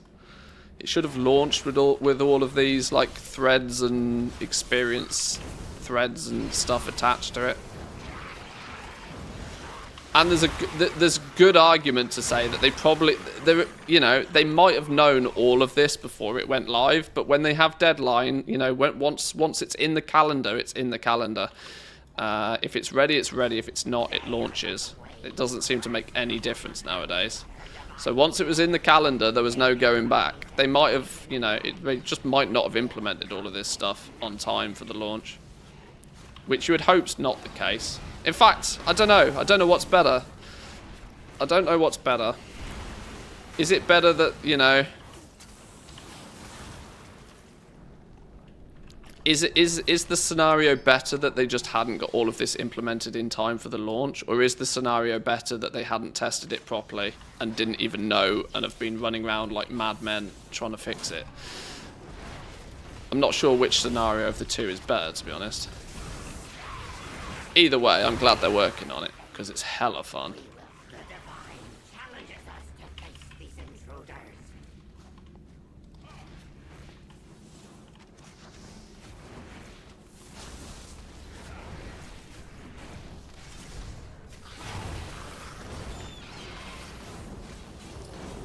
Yeah, student that doesn't understand.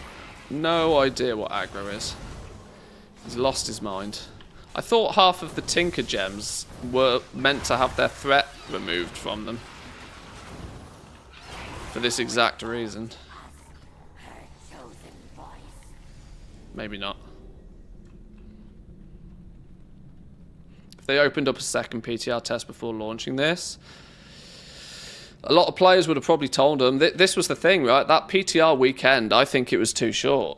I think it was really too short. Like, 1 weekend to test it wasn't long enough for most people to get past, like, because when you go into it knowing nothing, you didn't really have that much time to... You had no real time to... You had to learn what all of the gems did, what the Tinkers did. You needed a little bit more time to actually level up and sort of see how level 70 gameplay felt. Nobody really got level 70 stuff done or tested particularly. Everybody knew what was going on at level 20, 25 and the basics of Tinkers, but nobody really had much of an idea what was going on at max level. Certainly not how it would feel to be max level after a day or two, So they got zero feedback on that realistically from that short little test weekend. They're kind of, they're learning on the job right now, it feels.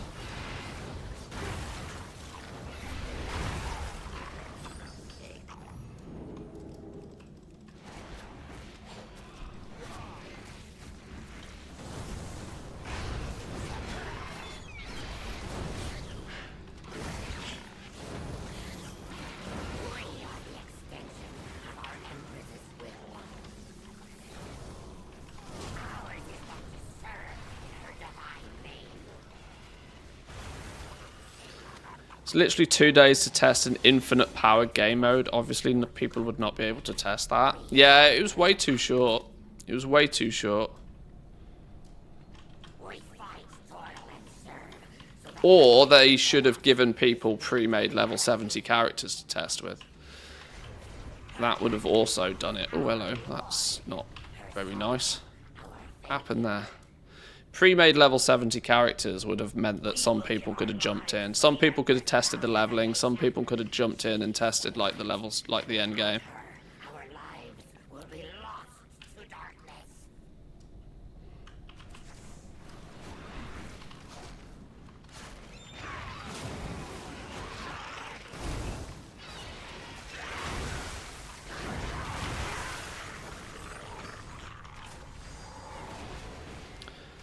Blizzard really needs to hire people just to play their games. Oh, they do. What a lot of people don't realise, because it seems to be a very well kept secret for some reason, is but a lot of big top streamers are quite handsomely paid to play this game.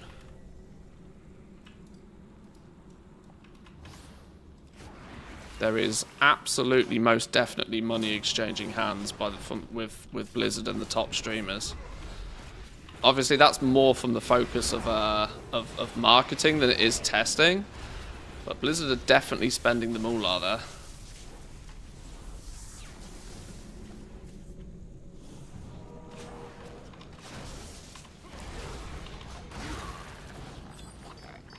Now, it doesn't take a genius to figure out that if there's a new World of Warcraft release, it's probably a good time to hop on it. It's a big name streamer anyway. But there's absolutely, most definitely, big streamers having some sizable amounts of money deposited in their bank accounts to play launches of stuff. The chaff of the world tumbles across our doorstep, driven by fear. Her royal storm will whisk them away.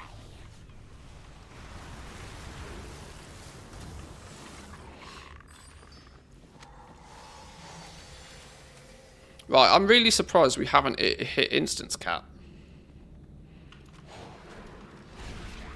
Either meaning I'm doing each of these runs is taking me more than 6 minutes, or the instance cap rules are different.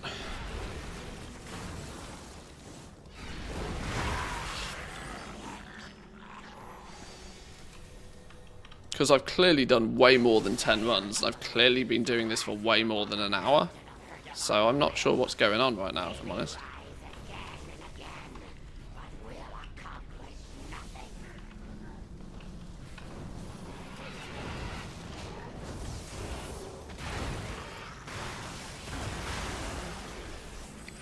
Pop a ball on that one.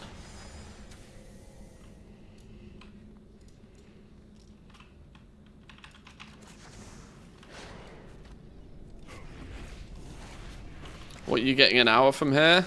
Well, it's roughly 500 bronze a run. That's the only thing I kind of really can quote.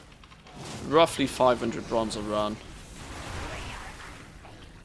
So it's, you know, it's similar bronze as what you would get from, like, you know, a daily scenario or daily LFR wing, or, you know, it's basically a lesser bronze cache each run of clearing the trash, give or take. The only advantage here is that, you know, I can squeeze in 10 runs in an hour in theory. And I would go as far as saying, because it's raid trash, it's probably giving me more threads than what you'd get by running a dungeon as well.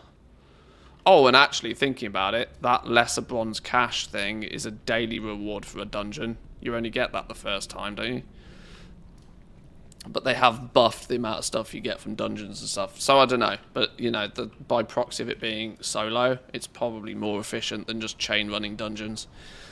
I obviously have queue times for dungeons, which is the thing that slows me down significantly. Tanks and healers can probably stroll chain kill dungeons, I would guess.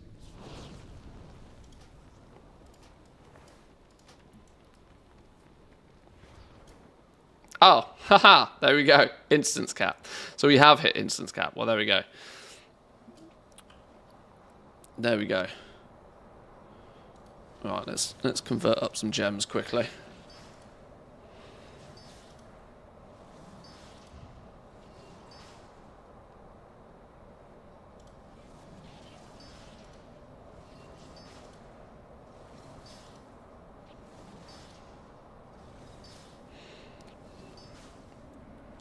Tanks and healers should probably just do HOF LFR until the first boss. Yeah, probably.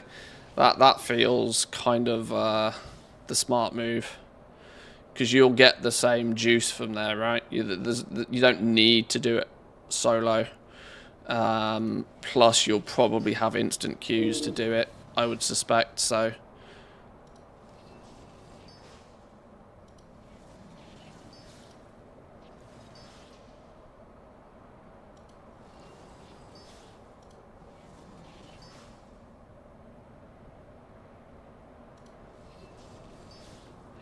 You get more because it's 25 man.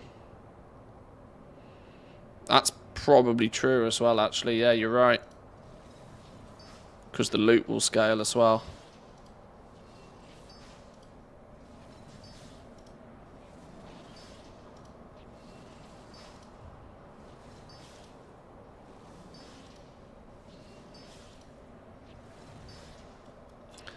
There's another legendary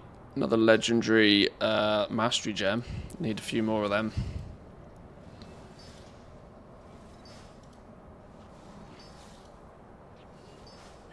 "20-minute queue just to lose all your healers and tanks at the first boss."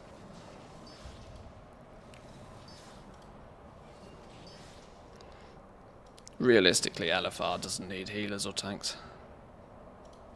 Just put Vindication Gem on, you'll all be fine. I did a 10-man normal run yesterday without a single healer or a tank. It's entirely possible if people use their gems cleverly.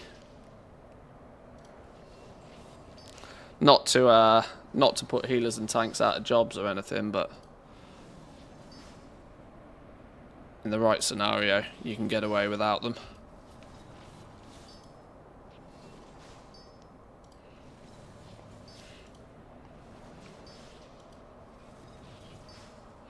Getting into content as DPS feels bad. Yeah, your queue times are unfortunately just going to be slow, but it's for as long as the current queue system works. At least it doesn't matter for scenarios, right? Your DPS have the ability to just stomp scenarios because you're going to get practically instant queues there. It's mode silly. It's like Corruption Gear meets Plunderstorm. This is why I think I'm enjoying it so much. Corruption Gear was really cool. It was kind of, you know, it was silly mode unlocked. The only problem that Corruption Gear had is that it was, you know, because it was baked into the retail game, it had to be, like, held back in some way. Whereas with this being separated, they don't have to worry too much about how silly things get. I just wish they hadn't been quite so strict with... you know, so tight with the leash. I wish they'd have just let people get a bit more silly, a bit more easily, a bit more quickly. Because Blizzard are kind of running the risk of pissing enough people off so that they don't even bother giving it a good go. You know, they're pissing people off and people are quitting and leaving before they've really actually got started. And this is because Blizzard's leash was too tight once you ding 70. If the early upgrade cost, let's say you only need to adjust the early upgrade costs. You can have the top, you know, if you want to be doing 5 million DPS and you want fully maxed out gear, you could have the higher tiers of upgrades still staying the same price, but the lower tier stuff needs to be much cheaper. 9,000 bronze to upgrade your weapon by 1 rank when you ding level 70 is a ludicrous amount of bronze. So that would soften the blow, I suppose, if they make the earlier ranks cheaper. If you've already spent the bronze and you've already got the item level, then there's the theory that, yeah, you'll be slightly annoyed, but you'll be slightly annoyed that you've spent more than you theoretically could or should have done to have got there, but you've also been able to take advantage of it for as long as you've had it anyway. Which also works in people's favour, I suppose. I want to try... Have we got any big pumpers online? I'm looking for some... I need 9 big pumpers. I wouldn't mind trying to do Mogashon Vaults on Heroic to get some epic gear. Plus, I've not done any of the Heroics yet. I want to see just how ridiculously juiced the bosses are on Heroics.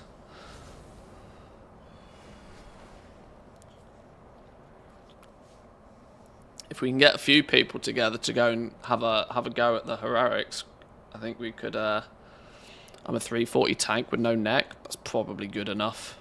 It's probably good enough. I think we'd take that.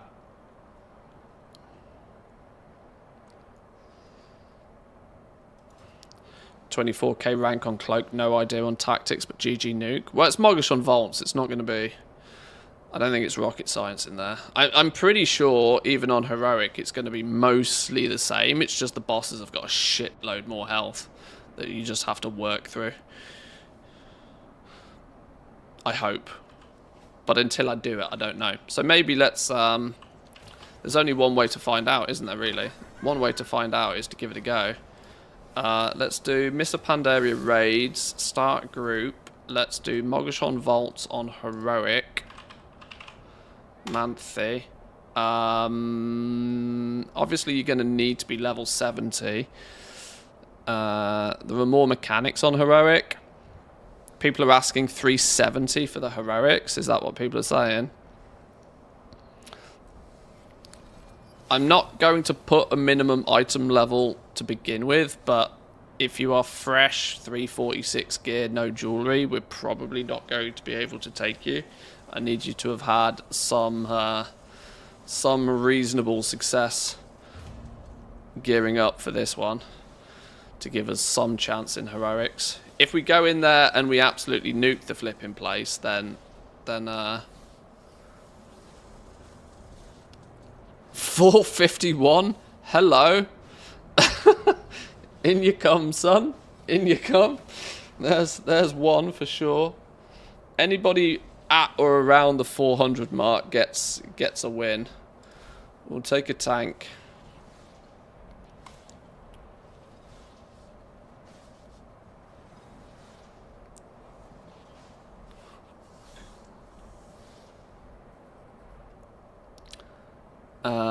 Unfortunately, we're going to need more than item level 51. You need to be level 70 for this. Heroics are level 70. I guess I'm going to put a minimum item level of 325 just so that anybody that's pre-70. So sorry. I would love to take a healer, but we are going to need a couple of healers. 398. I need maximum pumpage for this if we can. A second tank at 340. Let's take a second tank.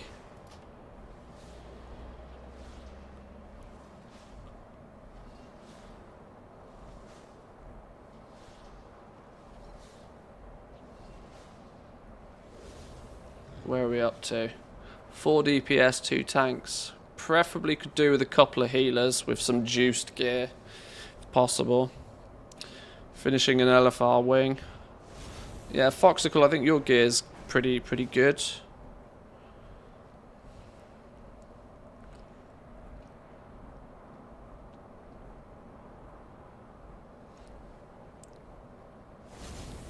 The irony is that sort of going by people's stamina is probably the smart play here. If you've got like a mil and a half stamina, you're probably good.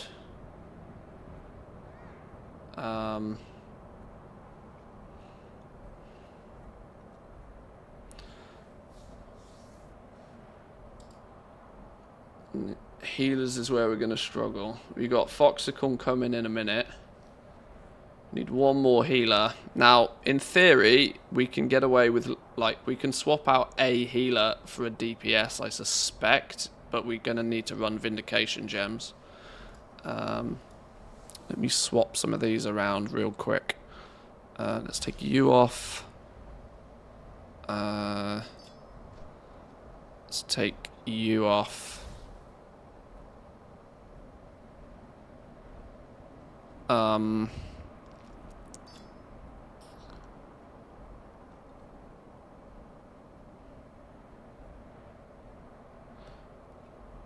No, I don't want Mark of Arrogance. What is it I want? Probably Cold Front.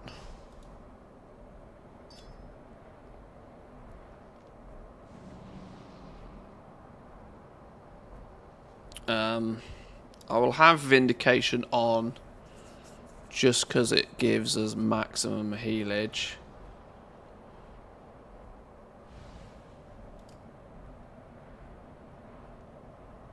Oh, we've lost a tank. Oh, well, in that case, we get Warrior Tank.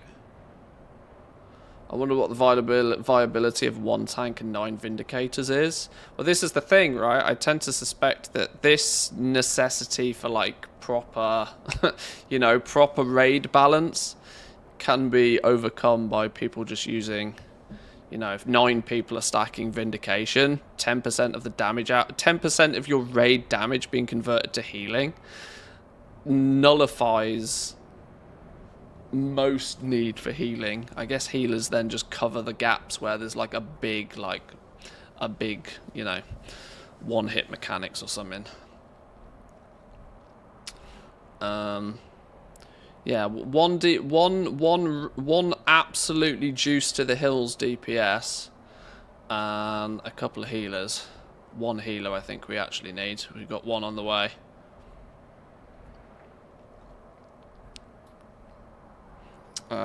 Let me go quickly grab a drink and take a quick bio break, and I'll be back in 2.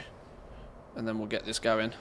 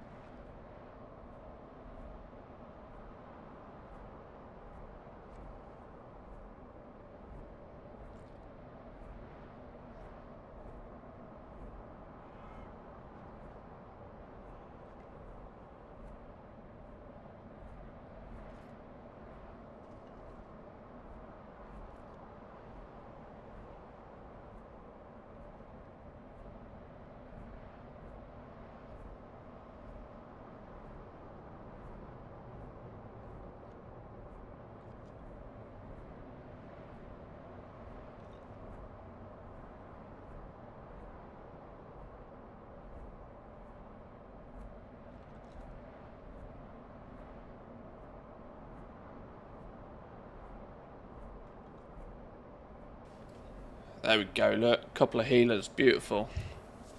Couple of healers, we'll take those. 1 juiced DPS. 1 absolute god tier DPS, and then we should be good. Monster o'clock for this one.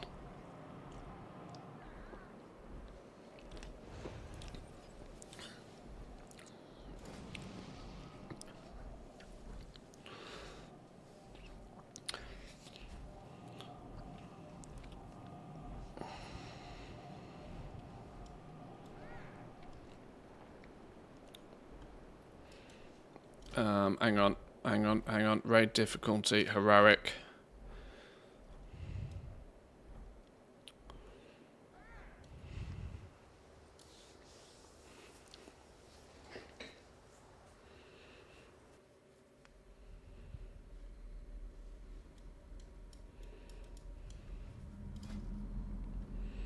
Uh, 463, you get the invite. Let's give it a go. Right, let's get people in, let's get people summoned. Let's see how hard heroic hits, shall we?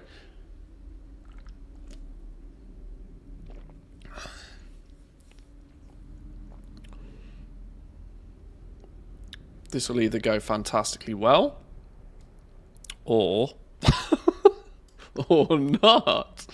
Let's see. Corruptions were also allowed in PvP, so the PvP brag kit, I kid you not, 95% of players above 1,000 rated were all Demon Hunters. The only spec was Demon Hunter in PvP and Raiding 2. Corruption was just broken. It was broken, but hella fun. I'm stuck in combat with Unduster. Do what you need to do to get yourself out of combat, and then we can summon you.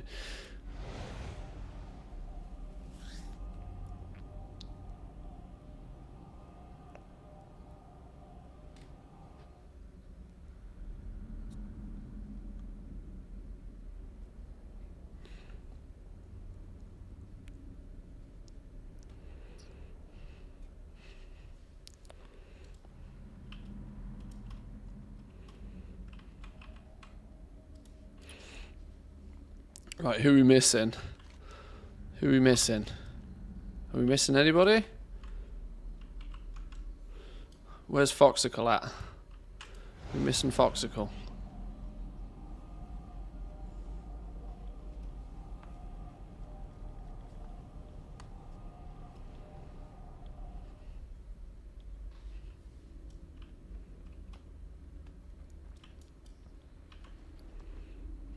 Right, let's see if we can get ourselves some epic gear, shall we? Absolutely no clue what to do, but that's part of the fun. Exactly. That's why we're here. I try to keep the groups as little stress as humanly possible. Let's just go in, pump, see what happens. Break things. break things and win. And we'll figure out tactics if and as and when we need them. It's not like we have repair costs to deal with.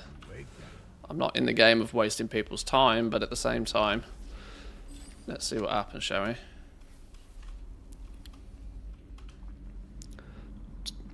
Do we need to ward tactic particularly, even? I don't know.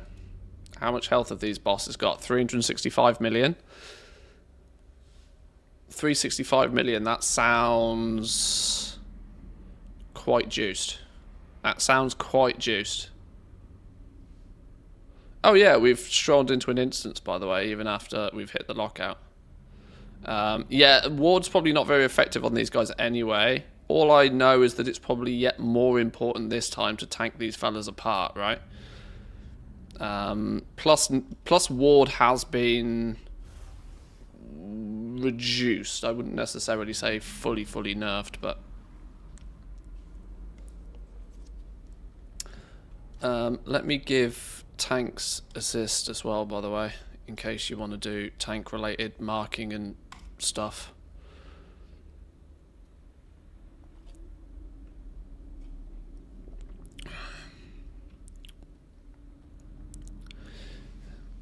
Yeah, in heroic we might need to do mechanics. We'll see. We'll see. This is a test. This is a test.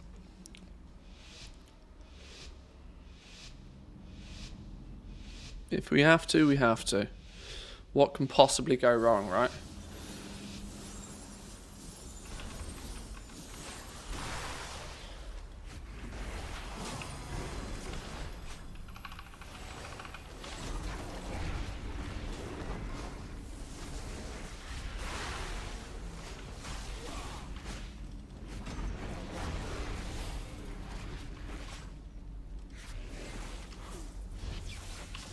I don't strictly know who the target's meant to be either, but I'm going to kill things and make things die. Splash damage will hit the second one over here.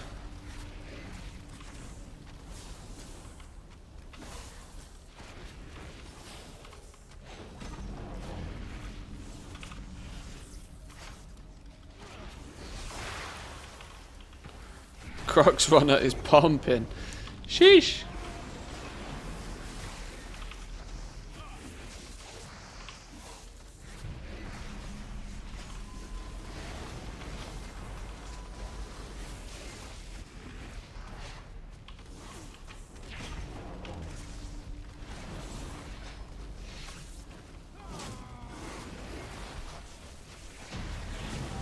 Nice! Nice, boys and girls. So what are we getting from this? A bronze cache. Are we going to get a bronze cache from every boss then? Is that the plan with heroics? Bronze cache every go. I got myself an epic bow. Fucking love me some of that. 346 though. We're going to have to throw some upgrades on that before I equip it. Whoops!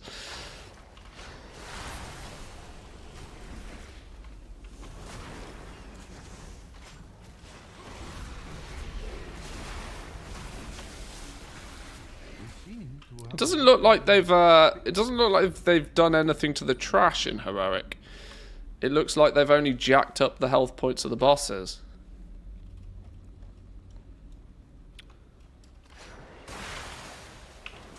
Meaning the trash, I mean, the trash is just trash, but I'd have assumed they'd have jacked up the health of the trash even. The stories were true. We have disturbed what should not have been disturbed. He cannot be free to escape this prison. You must destroy him.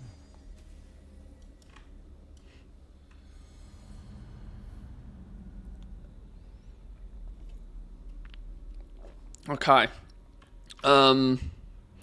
AoE build, probably not sensible on this. Single target build. Let me quickly swap.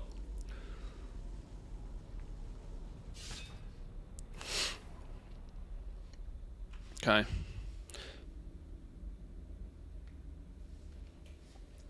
Good luck in the raid. Thank you, thank you. So far, one boss down. Not too bad. 300 mil health is quite spicy, but we tried to put a bunch of pumpers together, so we'll see.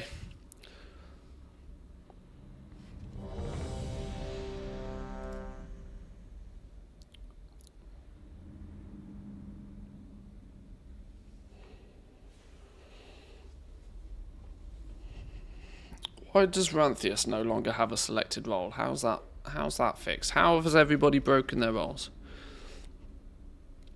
You can just try tanking him on blue. Let's give it a go. Sounds like a plan. Oh, I've still got the wrong meta gem. Whoops. Still got my Thundering Orb meta gem. I'll fix that for the next boss. Or, well, we'll see.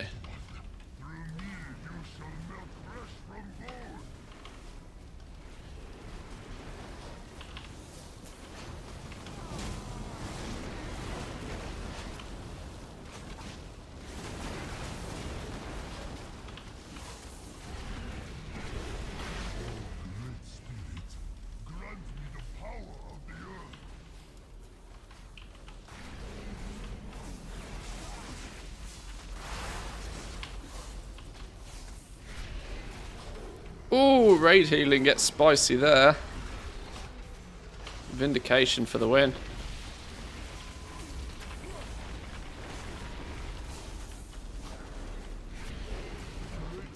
Even with all these million plus players, million plus health players. He's getting absolutely melted though, look. Fucking no clue what these fellas do. No clue what these fellas do. Do we AoE them down? Do we nuke them down? What do we do with soul fragments? Not that must be the heroic thing. That's your heroic mechanic. We're going to get them gone. And he's dead. GG, boys and girls. GG. Thang the Accursed was betrayed by 4 emperors of the Mogul. His body destroyed each time, only to rise again. This is not the last we have seen of Thang. The Zandalari, ancient allies of the Mogul. They must seek the legendary weapon within the depths of the vaults. I am sorry I did not tell you earlier. These vaults house a weapon of unimaginable let me switch my major gem off from this. Let me put something smart on. There we go. Farming bronze via raids only, is that the strat? Running normal mode raids on alts I think is going to be a very viable way of getting bronze. The sooner you can get to the point of soloing stuff. I tend to feel that anything that requires you to rely on others might be, you know, you got to get into groups. It's a variable that you can't easily control. Now, if you want to wombo combo, level alts, do normal mode raids whilst you level alts, and then do as you please with that character once you get level 70. But for purely bronze farming purposes, the more juice you can get, the closer you can get to being able to solo stuff. Means you remove that variable of needing others, and then you should be good from there on.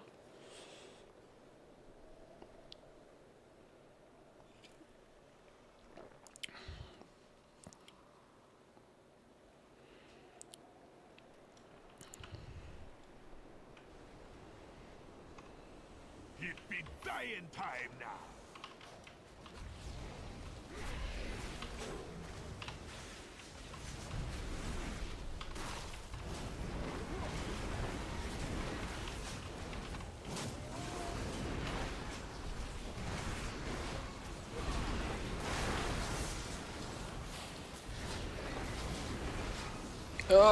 Too many buttons, I can't press them fast enough.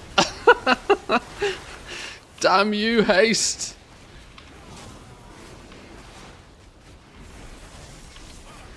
It feels like just spamming every button is the play. Right, well that spirit totem got nuked.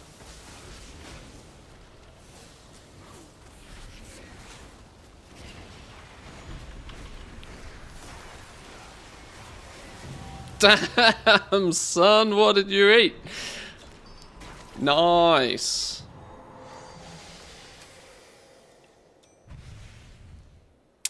Bested by the likes of you. What a shame for a Zandalari priest to endure. But it ain't no thing. Take your trinkets. You'll be needing them. I be going now. Time to find a new Jerkin? for me soul. Herkin Jerkin? This be a doorway and time a window. I'll be back. I can't use it anyway. Can't use it anyway, it's leather. I'm memeing. Please don't give it to me. I didn't win actually, did I? No, I didn't. It was a meme roll. I'm sorry. I'm a bad man. The ancient vaults of Leech, leech, leech, and leech. All of my epics have got leech on them. All of my epics have leech. Damn you, game. history of Xi'an, All loot's hunter loot. Well, that's true. a powerful sorcerer who kept the kingdoms in check through terror and darkness.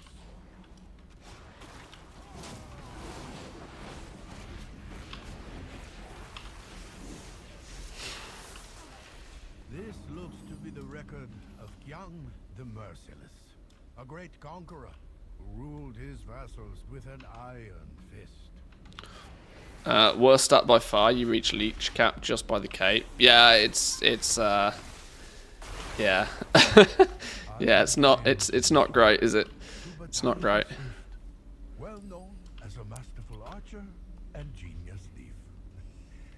He stole from the rich But and kept everything. this is also showcasing that heroics are just, at least so far, heroics are not necessarily any more difficult. They just have more health that you just need to burn through nice and fast. I mean, I know we've put together a group of pumpers. That was kind of the design, right? But, like, if you can get people with 1,000,000+ stamina, heroics should start to fall over.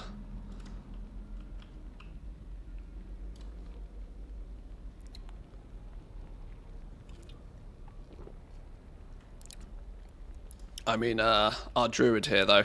Good old druid pal. Old buddy old pal has 4,500 main stats, so it's why top DPS is a thing.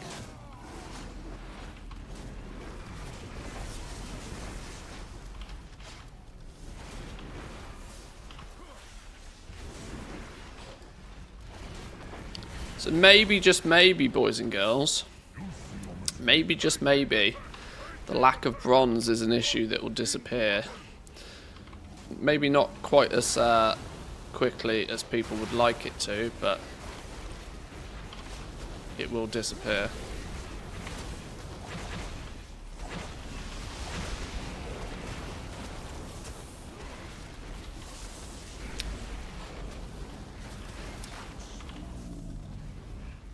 There is nothing I cannot finish. There is nothing I cannot finish.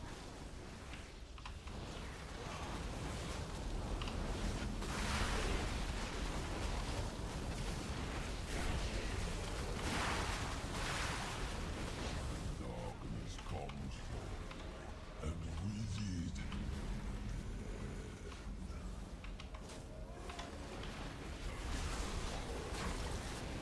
you have angered the Emperor. The sentence is death. The darkness comes, and with it, Whoa, that leaves a stinky patch. Let's get out the stinky patch.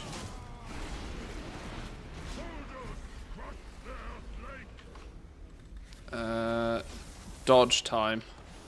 Dodge time.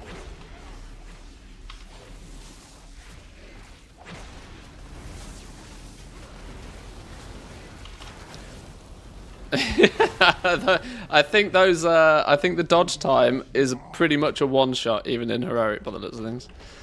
a secret passage has opened beneath the platform. Right, please don't have leech on. Avoidance and speed. Oh, dear God. Dear Lord, have mercy. It's great that I'm getting epic gear in this, but boy, oh boy, is it stinky so far. Speed and avoidance? Lord. What's this one? Two-handed staff? Juicy. What's the item level of Crooks? He is... They are... somewhere in the region of very good.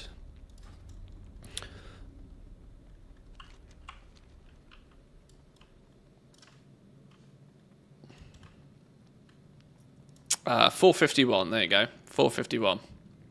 451, 4,500 main stat. All of the races of Pandaria and bent them to their nefarious will.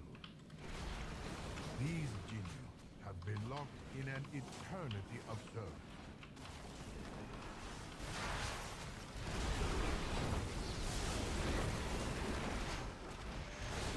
I hear a faint humming. It is coming. 2 more rounds of upgrades, then done. Nice.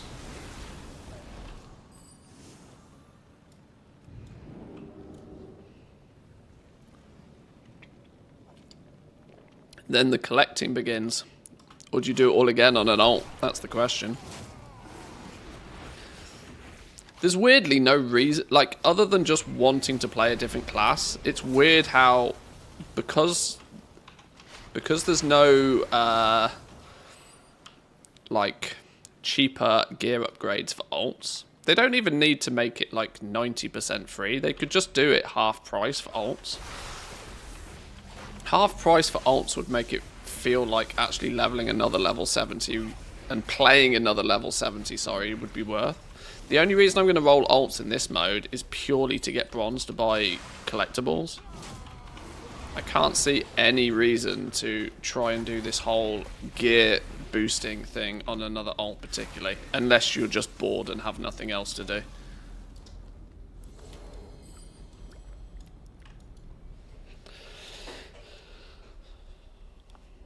No upgrades and the faster leveling means you'll have next to 0 stats as well at 70. Yeah, because you'll be doing you arguably will be doing less quests because you'll need to do half as many of them.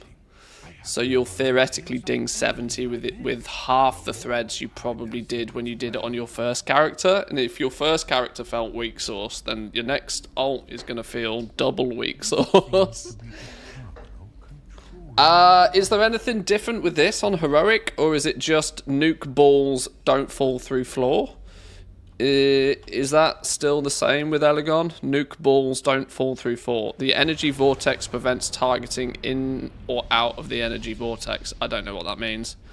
An active energy vortex transforms any player or creature who stands in it, granting a small taste of the Titan's true power. Seems beyond what we thought the Mogul were capable of. There's an ad that needs to be soaked. Is that all it is? Oh dear, this could get messy. I will observe from a safer distance.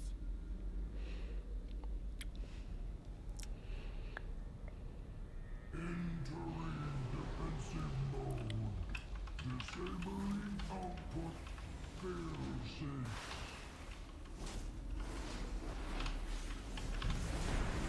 That looks like a circle, right? Just fuck him up. That's the solution. Fuck him up. Oh! Ho, ho, ho. Hello. Wait, what? Who? Wait, what now? What the fuck happened there?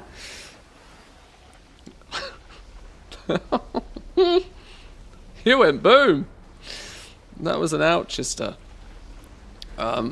You can either try and solo this, or we can wipe it up and go again. I think wipe it up, go again is probably the play.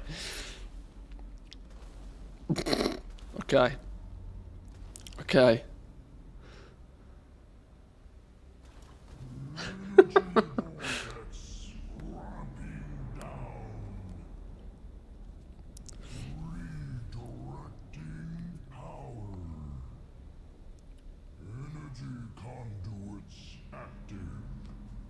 So yeah, what made me go boom? It wasn't one thing that made me go boom. It was a steady descent into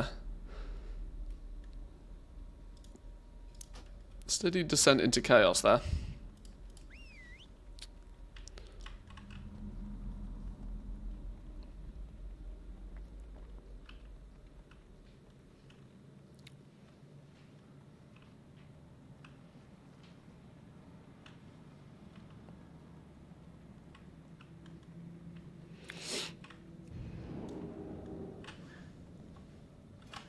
Right.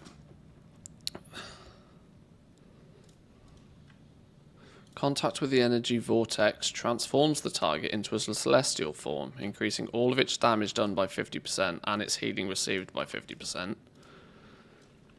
The energy vortex periodically inflicts players with overcharge, causing them to take 5% additional damage, which stacks. So we want as little of that going on as possible.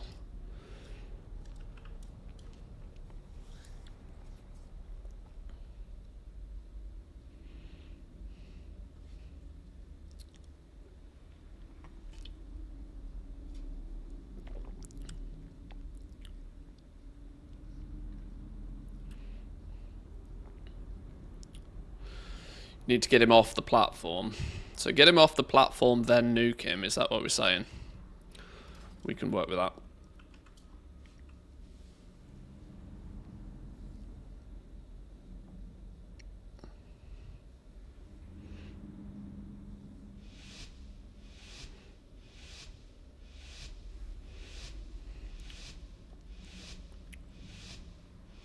But you need to be out as well to damage it. Right.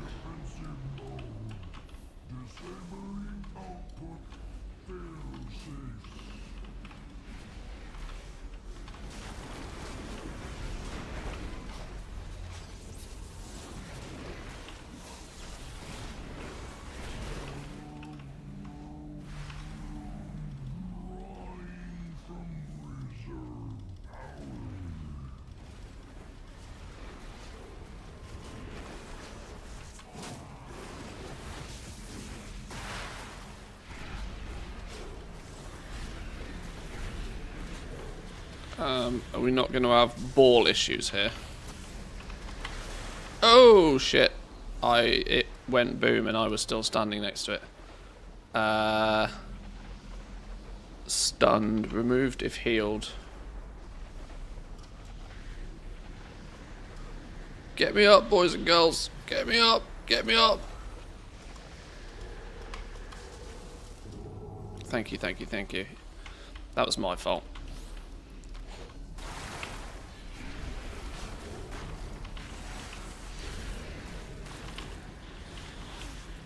Balls do ball things. Nice.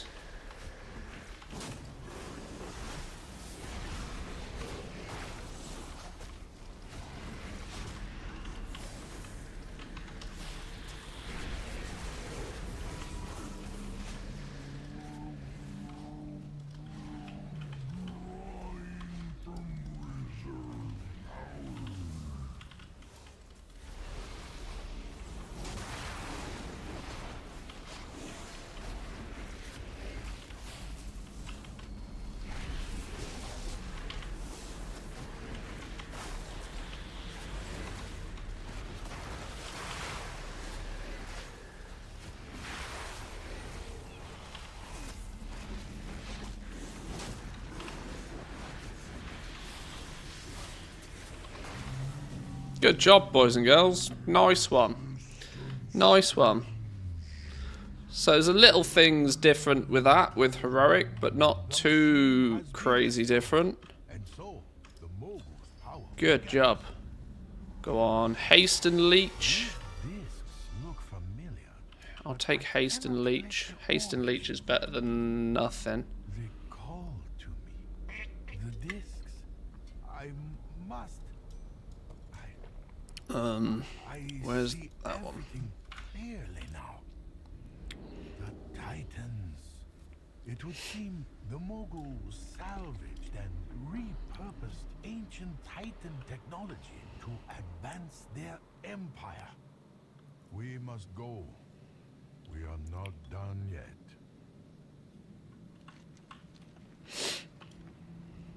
I have a paladin and LFR doing 3 million DPS. Yeah, that'll happen. That'll happen.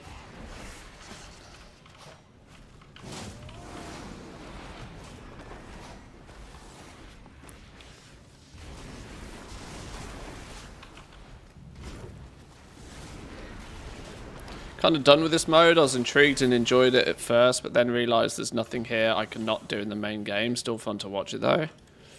Oh, that's true.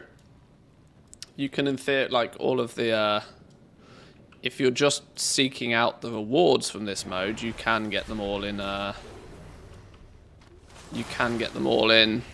retail, but far more deterministic way of getting them all in this mode, whilst having some fun at the same time. That's my point.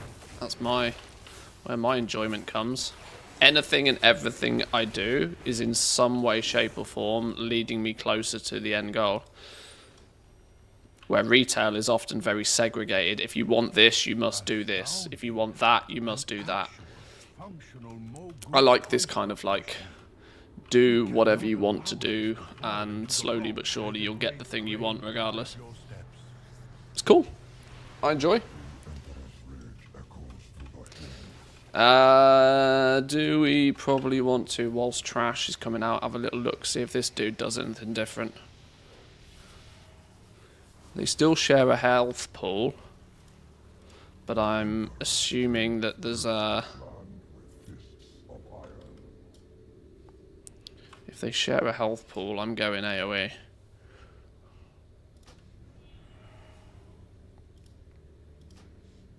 Okay, we're in combat.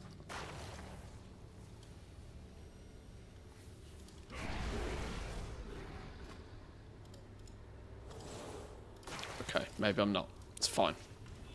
We'll ignore that then.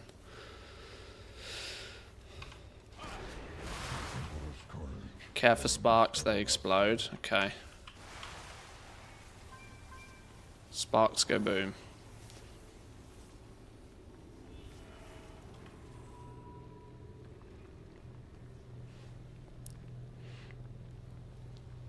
I seem to remember it used to be that you keep these bosses apart. So far, LFR, normal mode, that sort of stuff, it doesn't really matter, but I'm pretty sure you're meant to keep them apart. I can't quite remember why. What are we going to do about these sparks if sparks go boom? Are we going to wait until... Because otherwise we're going to kill ourselves if we nuke the sparks too fast. A ranged going to have to... take a chill for half a second before we make the sparks go boom.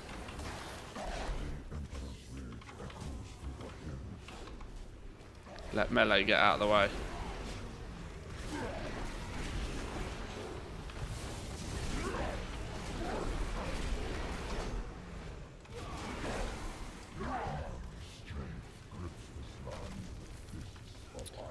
Don't get hit by the slam.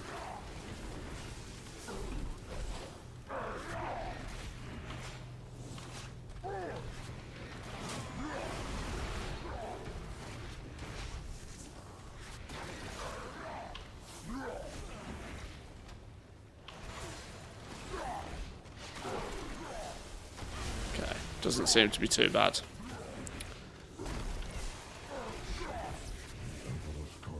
Are you putting bronze into gear still? On this character, yeah. Until this character's like fully juiced, all bronze is going into gear. The sooner I get max gear on this character, the better, because then that will give me a path to the easiest acquisition of bronze per day on this character. Slapped it, boys and girls. Actually slapped it. Solid work. Solid work. Definitely not carried. Good effort, boys and girls. Oh, greater bronze cash. 1250 bronze as well. Nice. Good job, boys and girls. Appreciate that. 1, 2, 3, 4, 5, 6 bosses down with a bonus greater bronze cash. Presumably for first time completion, I guess. I would assume. It was quite pleasant. I agree, thank you. Want to chain on to the next raid. You guys can go on if you wish. I'm not going to do any more heroics right now. I just wanted to see how they feel and roughly what sort of group you need to put together to make them achievable. But now I know where we stand with the heroics, we can also look at doing some heroic runs each day. Yeah, thank you for that, boys and girls. Appreciated it. What I might do is jump on my ult now, if I'm honest, and do Mogashon Vaults, 10-man. Normal on an ult. Get him his daily clear.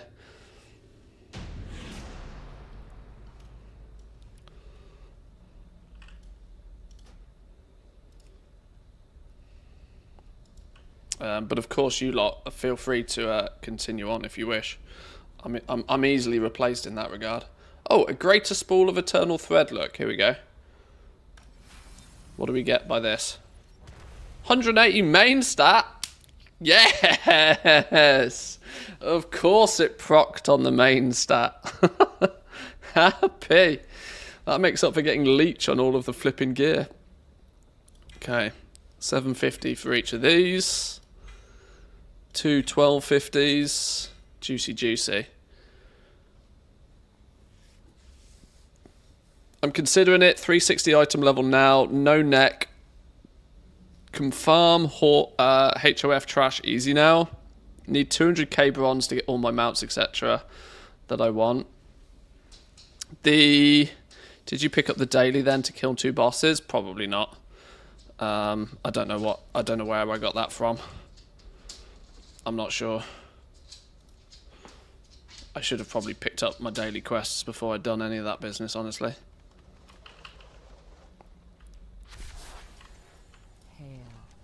Be careful. Complete a scenario.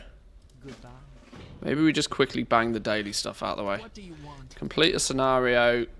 Defeat 3 dungeon bosses. Guard yourself. You seek answers. Defeat 2 raid bosses.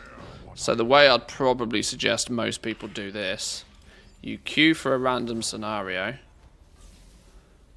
do a random heroic scenario, queue for a random heroic dungeon, and you queue for 1 wing of LFR.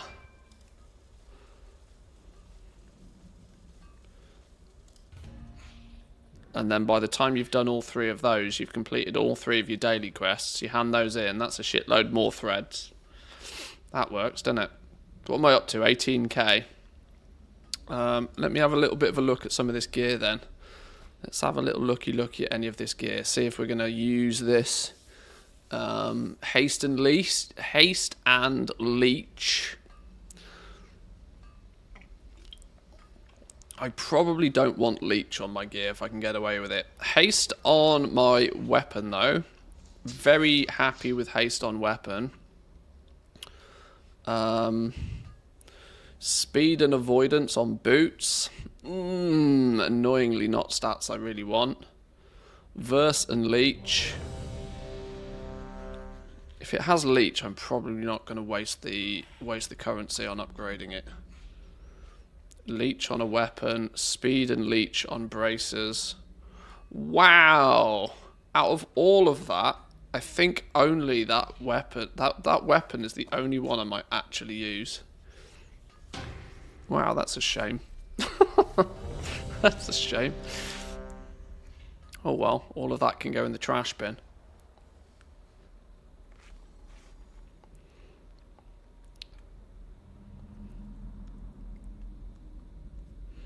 Add-on that tells you how many threads you've got. Well, Narcissus is kind of a handy one. It shows you your cloak rank. Heart of Fear gives 1.7k bronze for a full run. Takes an average of 9 minutes.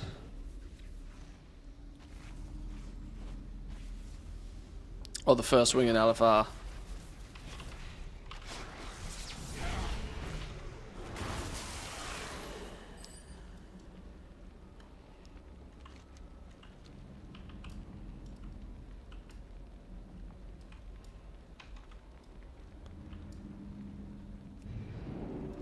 I can't remember what you do with this scenario.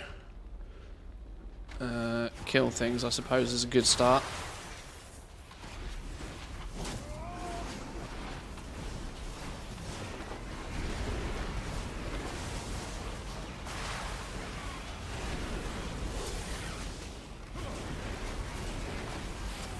Right, get you out of here. Pew pew.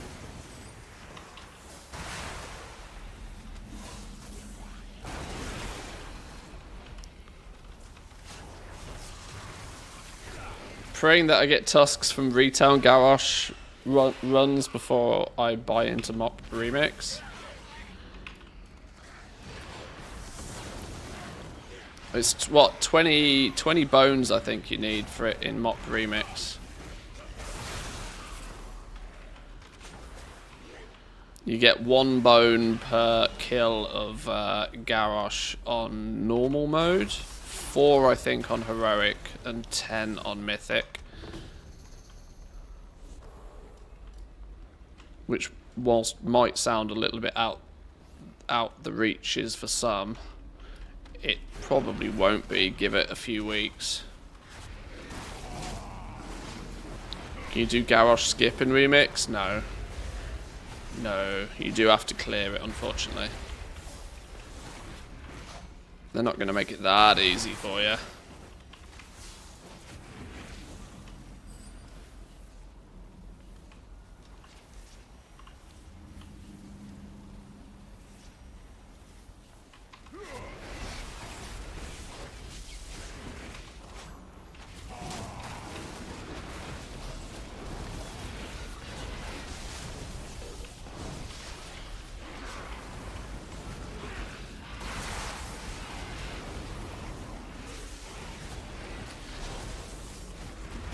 The skip is to get juiced up in gear. Well, yeah. Honestly, if you're doing it in Mythic, you want to be clearing all of the bosses anyway, because the amount of threads and bronze and stuff you're going to get on path to Garrosh is where your player power comes from.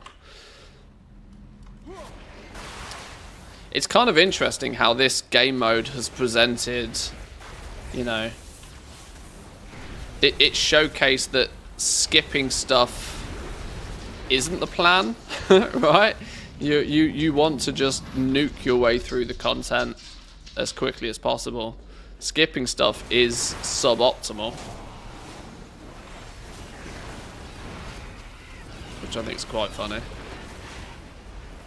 I've always hated all of, like a lot of the skips in retail. Mythic Plus skips infuriate me when people start trying to implement them in like regular dungeons. I'm like, come on, how many times has this led to a random ass wipe because you've tried to skip 4 packs and then somebody's accidentally pulled them all and it goes horribly wrong.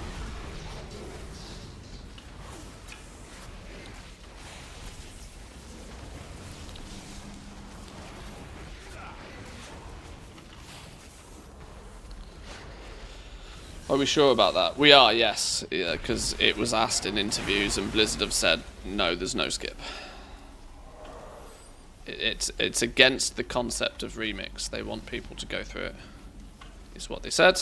Or, you know, I've ad-libbed a little bit there, but it was answered in an interview. That no skip.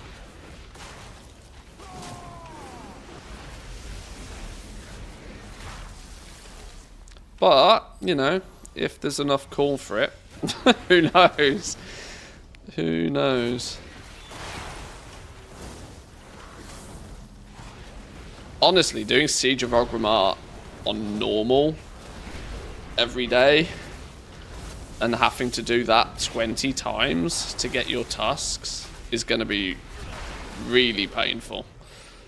Because Siege of Orgrimmar being 14 bosses long, with like some stuff that you just can't like speed, even if you one shot every single boss, and I mean like one tap it, it's dead, just, you know, it's still probably going to take you 20 minutes just to run to Garrosh by the time you've gone through all of the RP sections and all of the, you know, the boat sequences and all sorts of silly stuff.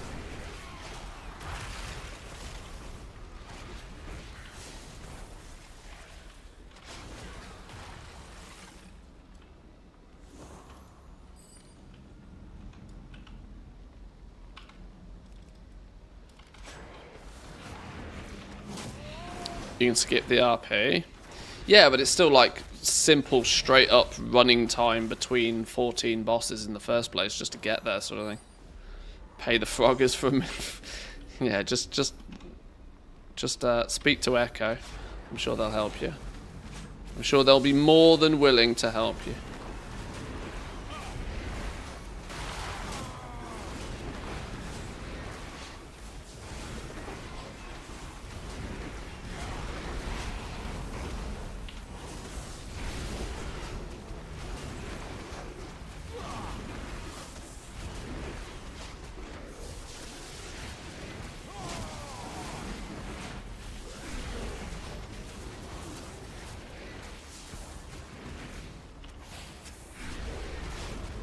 $2 million gold, I believe.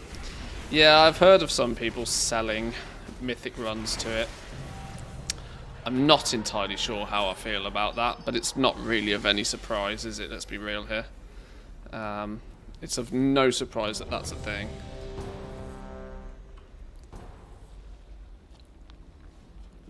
Right, so that was a scenario done.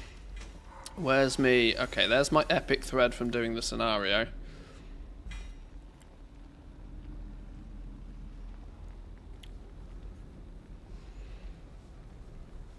Why do I not have... Oh, I probably need to hand in the quests to the other ones, don't I?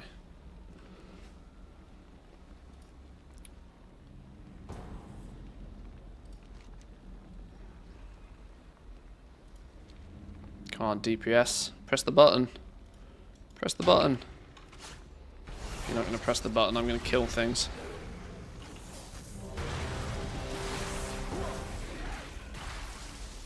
It is weird to me, you know, how some scenarios actually end up taking longer than dungeons now. I don't know why that is. It doesn't feel like it should be a thing. Hang on, didn't somebody say earlier Temple of the Jade Serpent's bugged? I don't know how or why. Somebody said something about something. Yeah? It is? What's broken in here? Doesn't spawn elementals? Ah, okay.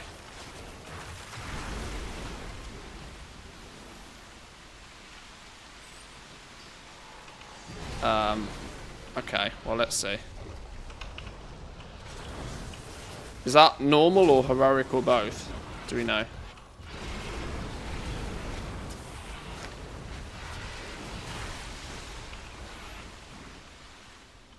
Both. Huh, okay. Just don't go here first. Okay.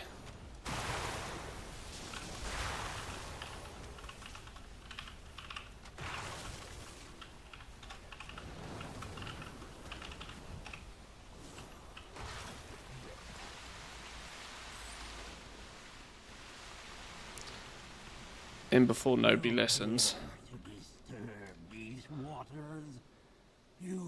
Nobody listened.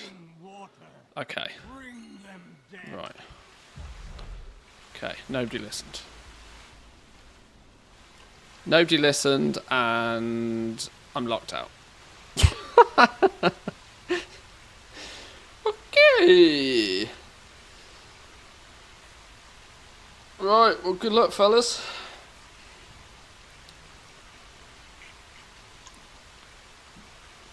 This is basically a see you later moment.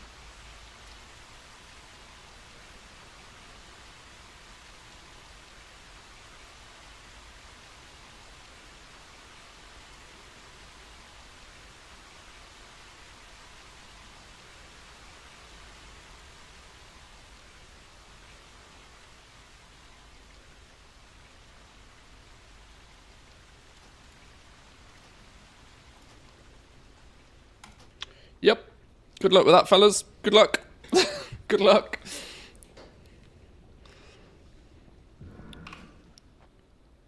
Damn. Damn strawberry jam. Okay, well, we're not getting that done anytime soon, are we? I have just the thing for you. Go in peace. There's another epic jobby. Oh, that's also going to have kicked us out of our LFR queue as well. How annoying. Okay, well, screw you, game. Go on. Main stat, main stat, main stat. Mastery. We'll take mastery. Mastery's good. Main stat, main stat. Agi. Crit. Okay. Let's fix my inventory. Let's fix this gear because it's all over the place.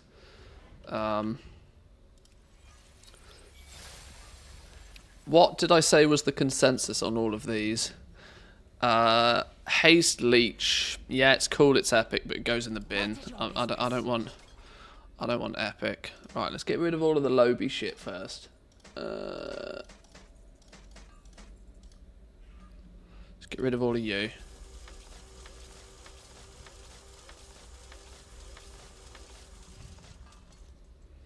What did I just get 750 bronze for? I don't know. Not going to question it.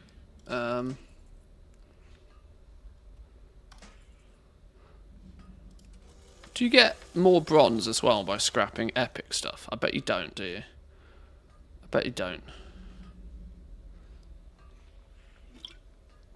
You got chaos in your bags. This is actually pretty organised, I'll let you know. This is neat and tidy for me. I'm just hoarding everything, that's the problem. Haste and Leech. Leech is stinky. We're not going to want Leech. I'm going to scrap these one by one just because I'm intrigued if you get more bronze.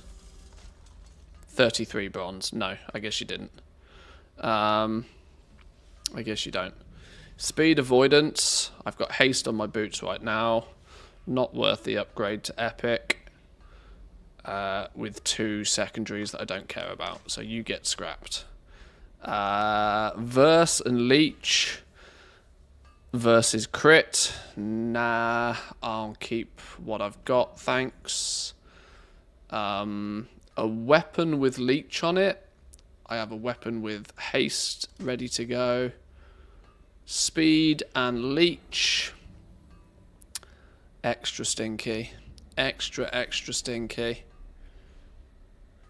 It's a shame. Extra stinky. And then another weapon with Leech. Where did my thing go? Oh, flipping hell.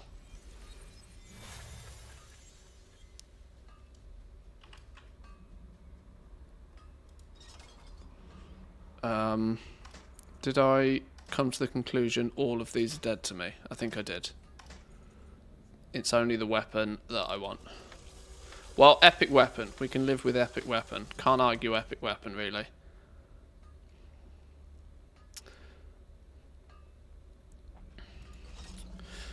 Scrap those armor gems, 270 bronze for each gem.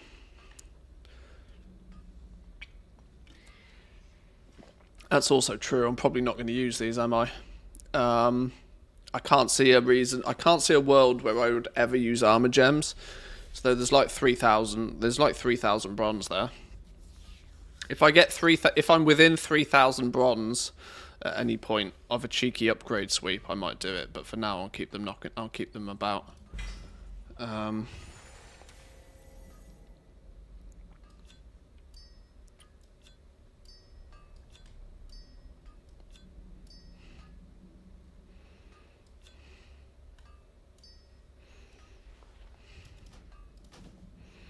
Right, what's it going to cost me to upgrade this weapon up to what I have right now?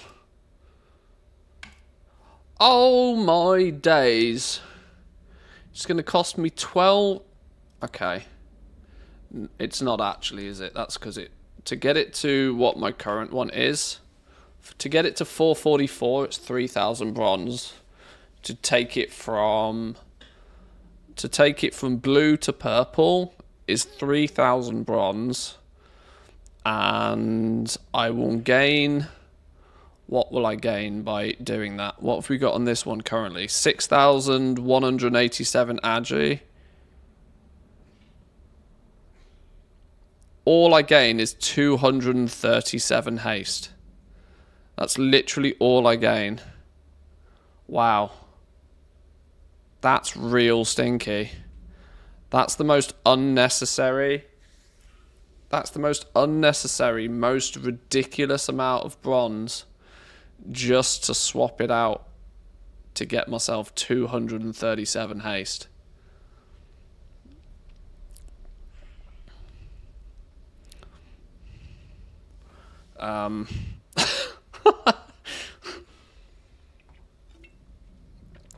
Well, don't worry yourself too much about getting epic gear, boys and girls, anytime soon. That's a big fat stinky nope from me. 3,150 3,150 bronze is 10% of an upgrade. So how to from blue to purple? You have to go.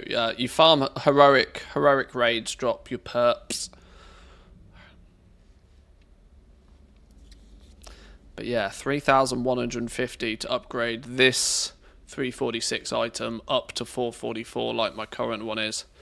But the only gain would be 237 haste. Yeah, that's not going to do a blind bit of difference. We put that in the bank. We worry about that another day. We put that in the bank. We worry about it another day. If we end up with a better option, we'll use our bank as short-term storage for perps. So wang that in there. Also, with that in mind, we are going to nuke all of this random stuff I've been keeping. Why? Because I don't want it. I was keeping this on the basis that once upon a time in the future, maybe possibly, I might switch to like do something silly like a full leech build or full speed build or something. But the reality is, I'm not gonna. So we might as well extract the bronze from it. We'll put our purples that we might want to eventually use in the bank, but probably won't upgrade to purples until we have full item level gear anyway.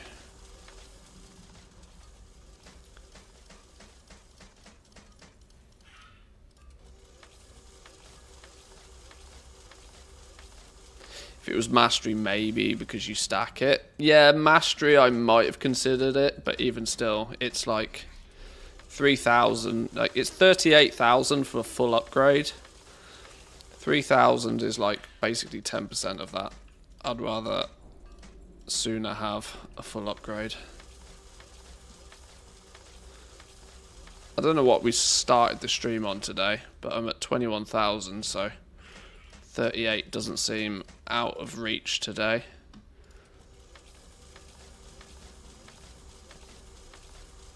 Spam some normal modes later, maybe.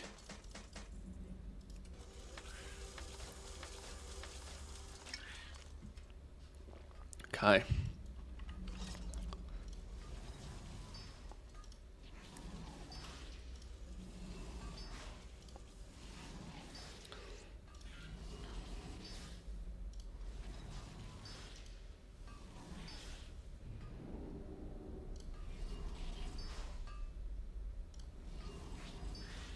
I'm so OCD about this. I don't want to ever use all of a gem because then it won't fit nicely. I only upgrade them if I've got 4 or more of a single gem. 1, 2, or 3, they get left where they are. I do the same. Yeah, I don't want the order to. I don't want the neatness to go away. I don't want to get a new gem and it randomly pop up here. So stupid, so dumb. Okay. Honestly, most of the tinkers that I probably would never, ever, ever use, I should just put them in the bank as well, but I don't know. Right, what did I say I was going to do? It kind of threw me that I was on the path of doing my dailies, and then stupid Temple of the Jade Serpent happened, and it threw me out. What's in my mailbox? Why have I got mail? Oh, go away. Go away. Can I not delete? You cannot delete that. Okay, well, they're going to stay there forever then. I was going to jump on my alt, wasn't I? Do my Mogashon Vaults run on an alt. A world boss tour, that's not a terrible idea. Yeah, that's not a terrible idea. Let me get Bronze Mule his daily Mogashon Vault run.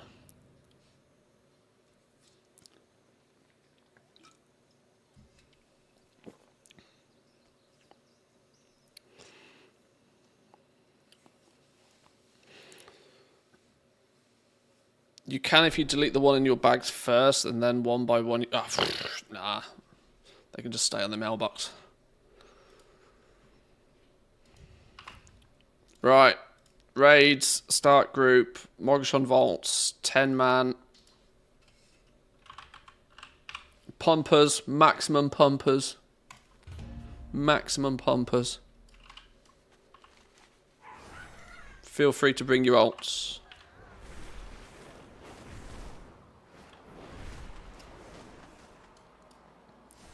Holy shit, what is this? That's fun.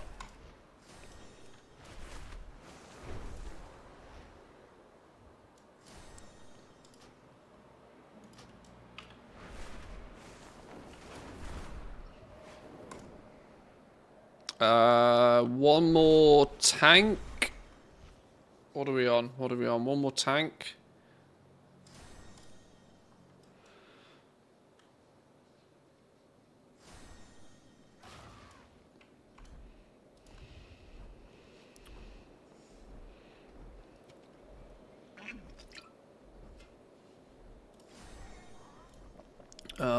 Where are we at? Where are we at? Is it what? Do we need the one more DPS? I think we do. Yep, in you come. In you come. Can you do normal and heroic in the same day? I think you can, yeah, they're separate lockouts, I believe.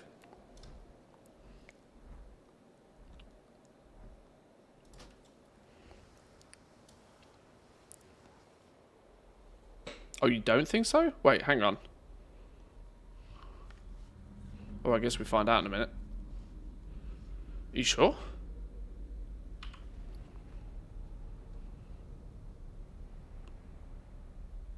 You can for Siege of Orgrimmar only. The rest are heroic or normal. Oh, is that what it is? Oh, that's interesting. Okay.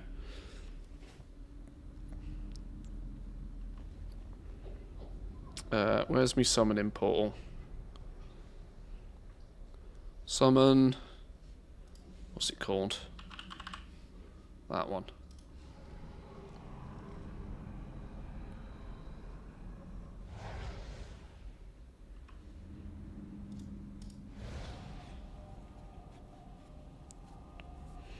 Okay, one more tank if we can get one. Room for another tank. Oh, hang on, we might lose a few people here. We might lose a few people because of this, yeah. Hang on, let's feel free to bring alts or something though, boys and girls, if you wish. Many young Pandaran warriors have vanished into this. 10-man normal, yeah. We could do with a tank. We got room for a tank and a DPS. There we go, tank. Oh, well, hang on, we're missing a DPS. Stop delisting my group, game. One DPS.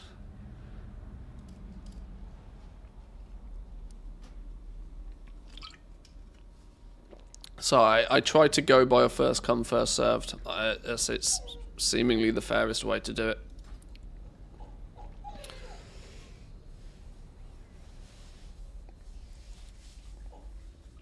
What up, doggo? What's your problems? Are you stressed because I'm spending too much time playing video games? Hey? Was it because it's hot in here? It's 25 degrees in here. It's not that bad. The window's open. The window. You just want to play, don't you? We'll keep it to a shorter stream today, doggo. I swear.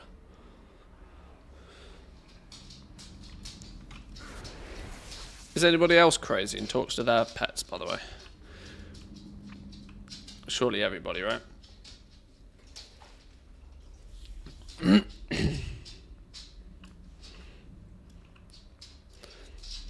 It might seem sad to say, but my dogs are literally my best friends. I love all of you guys, obviously, clearly. Whew. So let's not let's not detract. But my pets are easily my best friends.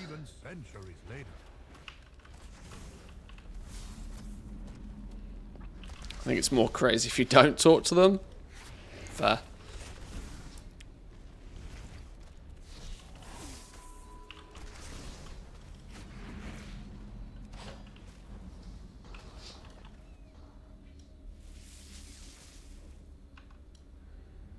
Are we all petrified? What happened? Whoops.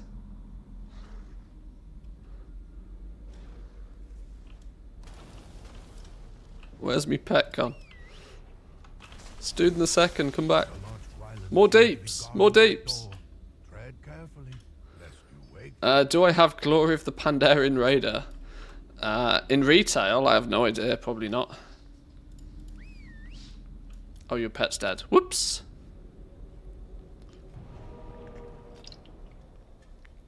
I was looking for Ranthius on the DPS charts then, and surprised when I couldn't see him. But I'm on an alt, aren't I? I get better conversations with my cats than I do with some humans. Oh, it's funny because it's true.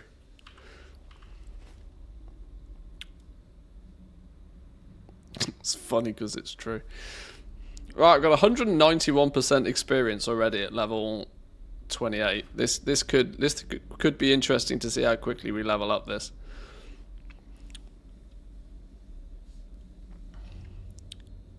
I do the same. I even tell them that I go to the shop for 5 minutes only, so no worries. Yeah. Yeah.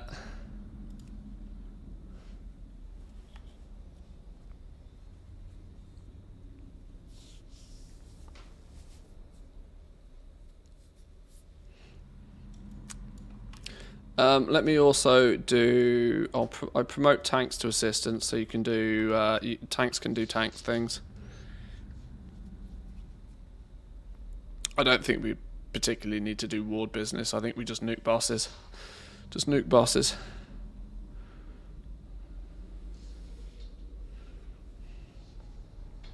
Do you not fancy leveling a different class? Nah. Why overcomplicate things?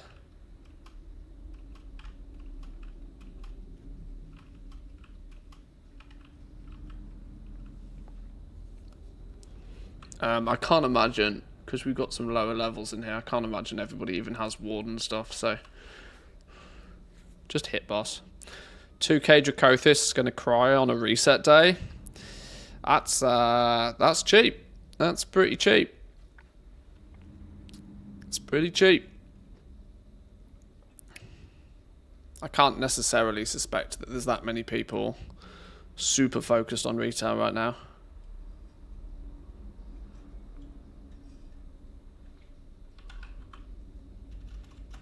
We're off.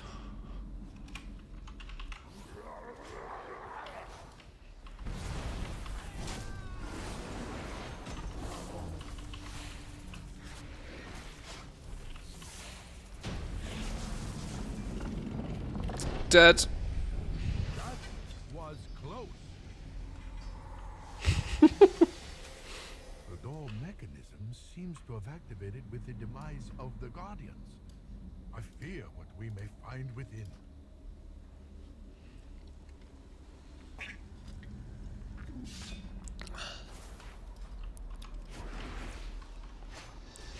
Hulk smash.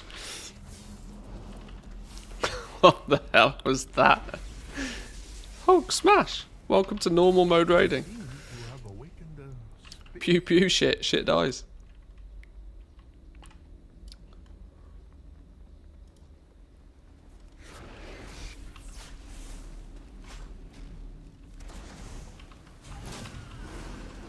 Just leveling alts on retail at the moment. Can't be bothered with current content.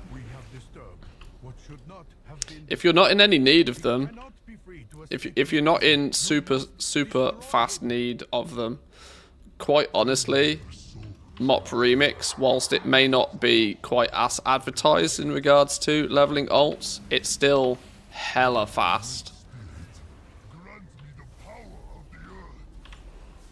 Even just solo questing and doing the odd dungeon is going to get you a level 70 in like 5 or 6 hours. I've not put that strictly to test right now, but it's pretty quick. And the method I'm doing right now is I'm just doing a normal mode Mogoshon Vaults every day, and then I log this tune off. His slash, I want to see what his slash played can be if I just raid log him.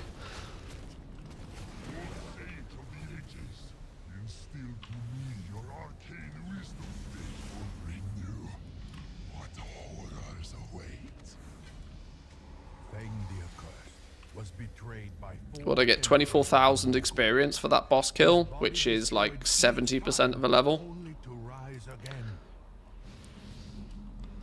This is not the last we have seen of Fang. The Zandalari, ancient allies of the Mogul. They must seek the legendary weapon within the depths of the vaults. Could you quickly explain the difference on your new character compared to the first? Well, the simple thing is that your cloak starts more juiced, right? So your cloak starts with 100% bonus experience, 150 main stat, I think it was, and 150 verse, and more stamina. So the TLDR is that your cloak initially gives you double the leveling speed your first character has, and is a little bit more powerful from the word go. Since last week, when everybody was leveling their first characters, there have been some subtle changes added as well, such as dungeons and heroics and stuff giving you more threads whilst leveling, meaning you're likely to get more powerful more quickly whilst leveling as well this second time round. So all in all, it is just faster. It's not quite as ridiculous as was advertised initially, but I think it starts slower and it ramps up. There's a good chance this character is going to have like 400-500% experience gain in a few days' time, because it's 72% per clear of this place. Every single normal mode boss gives you 12% bonus experience. So stack that up for a few days, and then you'll be good to go.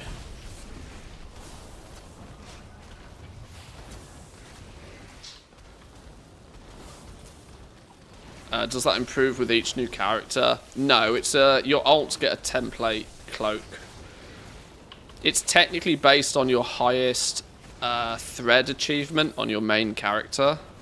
So if you've got over 4,200 threads on your main character, you will then have the highest possible cloak for your alts, and it'll just be a template cloak from then. Level 30.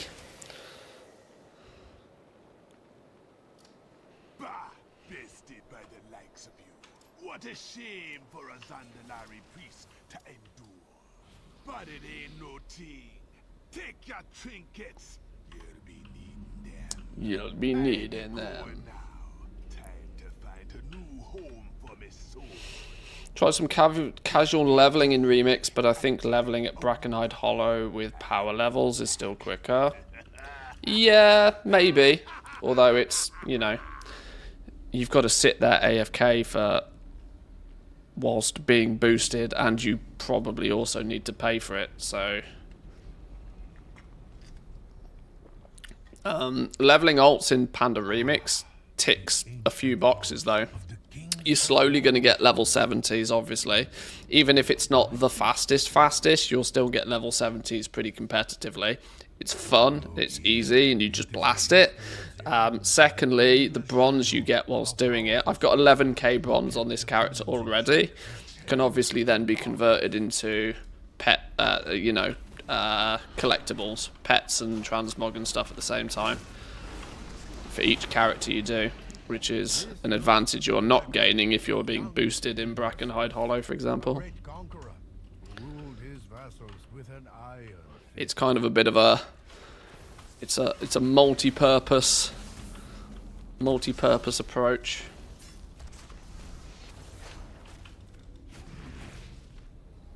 I've heard tales of this one. Subutai the Swift, well known as a masterful archer and genius. Obviously, if you can AFK it and you're busy doing other stuff at the same time, then sure. What is this? I've heard nothing of this emperor. I tend to look at it as, well, time is time, you know. Meng was the most foul, maniacal ruler to ever abuse the imperial throne.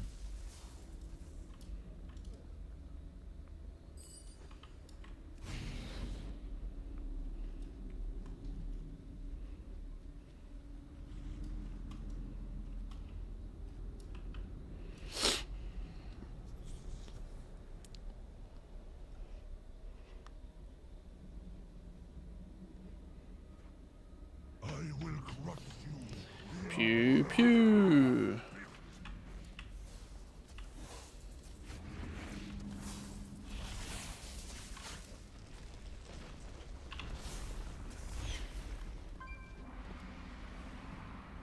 You'll see your mistake soon enough.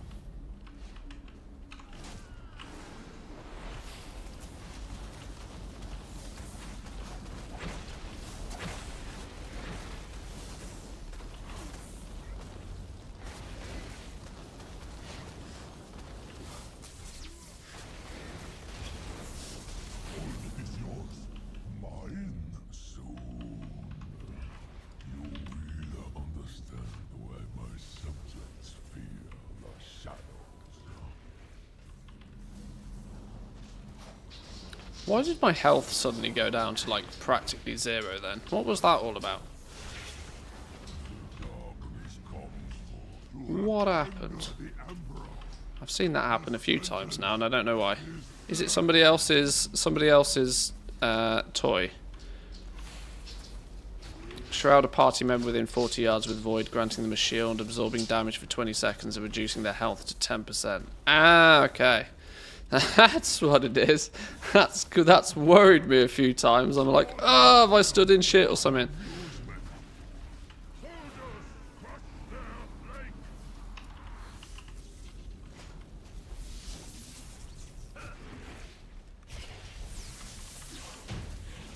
Pew! I don't want to die.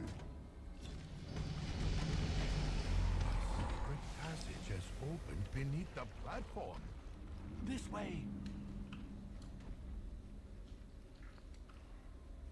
Look at the dust along the floor. These dark halls have not seen footfalls for many centuries. Some boosters were charging 85k last week on Tichondrius 1 to 70. Hard to pass that up when it's the profit I get from like 10 to 525 crafting orders. Yeah, if some people are willing to do it for that kind of moolah, it's that's not bad at all, is it really? To their nefarious will. These genii have been locked in an eternity of servitude.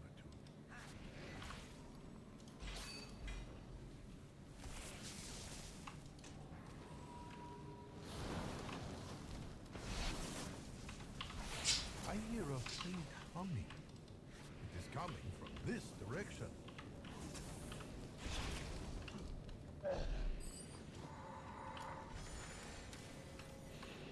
So for LFR you get 180 stats once per week. Is it per day?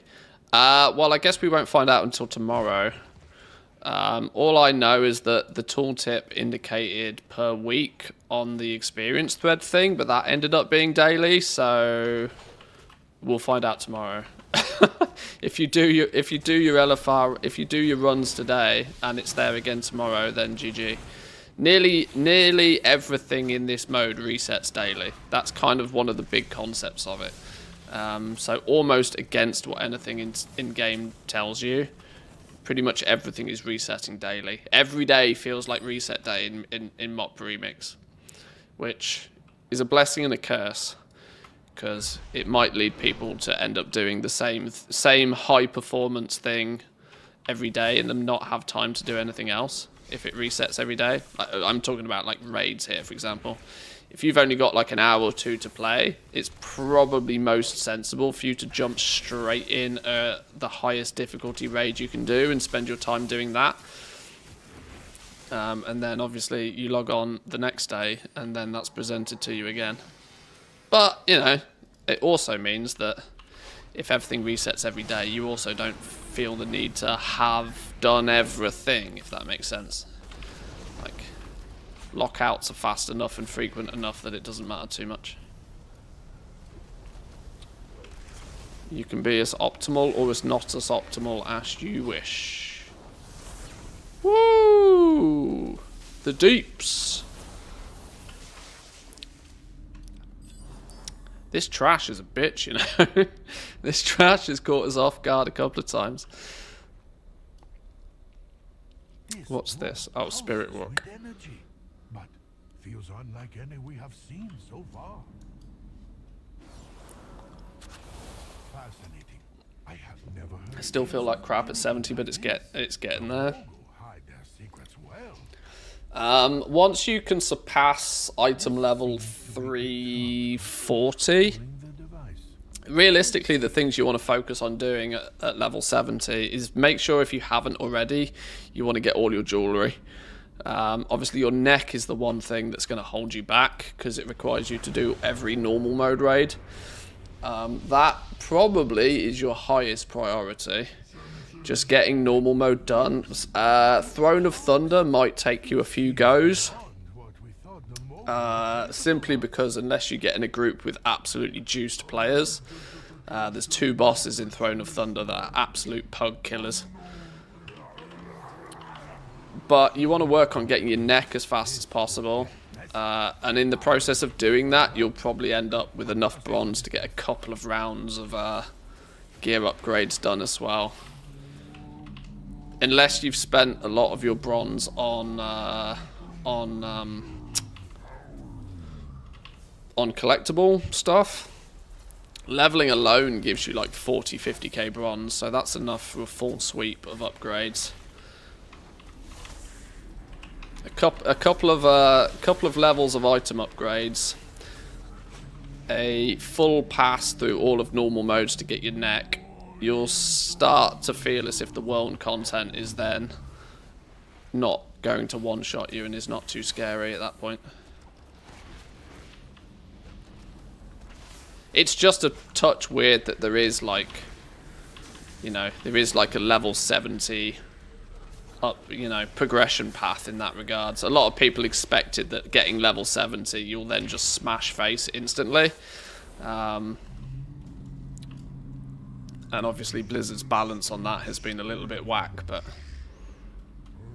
How long does Siege take? Probably about an hour, I would say. If you're in a group that's... if you're in a pump group, it's going to take less than that, but... If you're not one-shotting bosses, it's probably about an hour. Am I doing Siege today? I do Siege every day, it's just whether I do it on stream or not. I'm actually what is Wednesday, isn't it? This stream, we've been streaming like 5-6 hours a day the last few days. So this stream is going to be a little bit shorter, but I will stream again this evening. I don't do many evening streams, and I like to squeeze in a couple of evening streams, and Wednesday is usually a good day for that. So we might do Siege this evening, if you're about. I don't know what time I will start streaming again this evening, mostly because the wife is babysitting this evening, so I need to figure out exactly what's happening with that. But yeah, we should probably throw the stream up again this evening.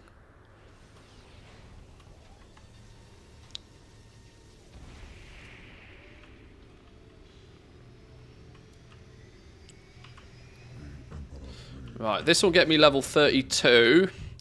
We'll be at 264% experience gain, if my maths is correct, after killing this boss. Which means one more Mogashon Vaults tomorrow on this dude will get him to level 35. And at 35, that will then mean we get the next one, whatever the next one is. I can't remember what the next one is. Heart of Fear. We unlock Heart of Fear at 35, so then we can do 2 raids a day on this dude at that point.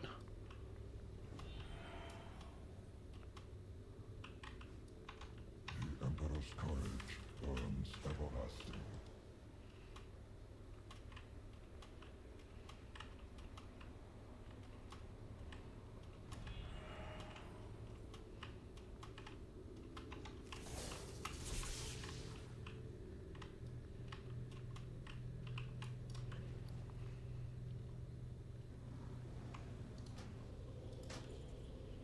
Oh, we're in combat.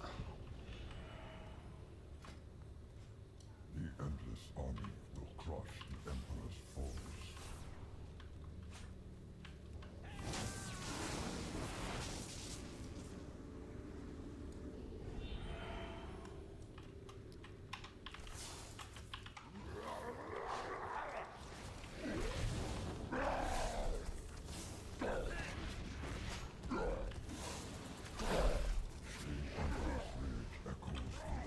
Gets me every time. My screen flashes red and my heart just falls out my ass. Damn Metager. I appreciate it, because it's giving me a big fat shield, but it scares the shit out of me every time.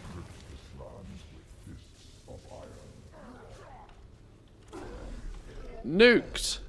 Good job, boys and girls. Solid work. Solid work. Love that. How many of these machines are hidden beneath the earth? How much do we not know about the dark secrets of the Mogul? I fear Nice that one. war Nice one, against nice one, our nice one. ancient enemies Appreciate that, boys and girls. Yeah, 264 experience on this dude now. 13,000 bronze. Level 32. What's his slash played? Let's have a look. Slash played of 2 hours 16 minutes so far. Not bad. Not bad. Tomorrow we go again. Log him out.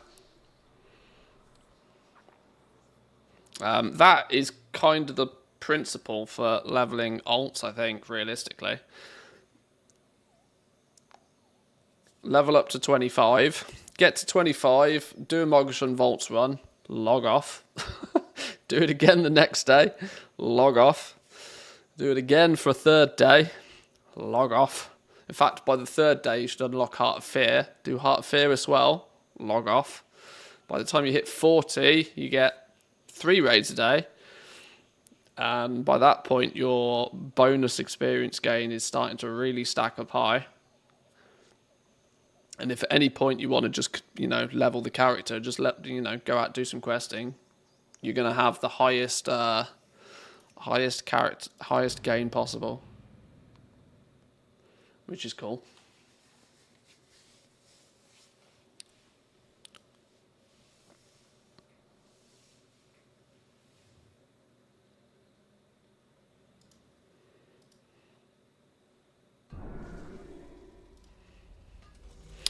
Right.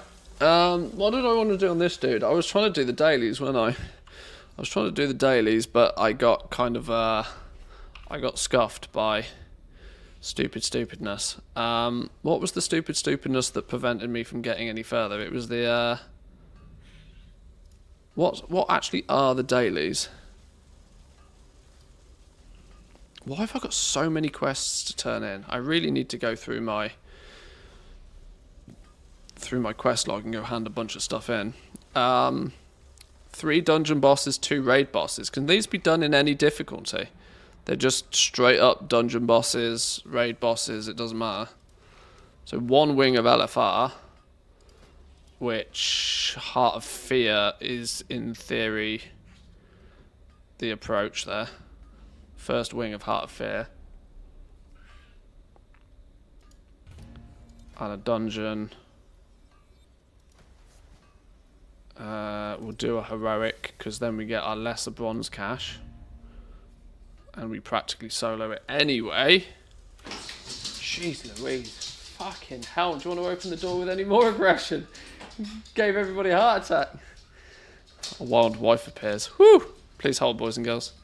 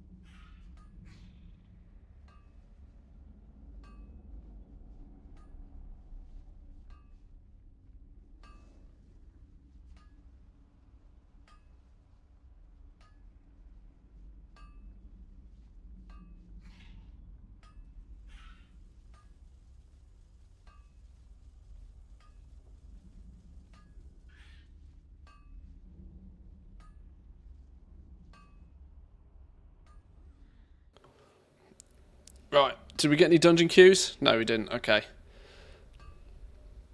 18 minutes for a raid finder queue. What is this game? Scammed. Scammed. Any new way for collecting bronze faster? Well, it depends on the level of your cloak and your gearing, but the trash at the beginning of Heart of Fear on 10 man is, as long as you don't kill any bosses, you can repeatedly kill the trash there. You're probably going to need either a tank spec or some reasonable gear to do it. Yeah, tank spec or some reasonable gear to be able to do that. That's pretty good. Goats has obviously been nerfed.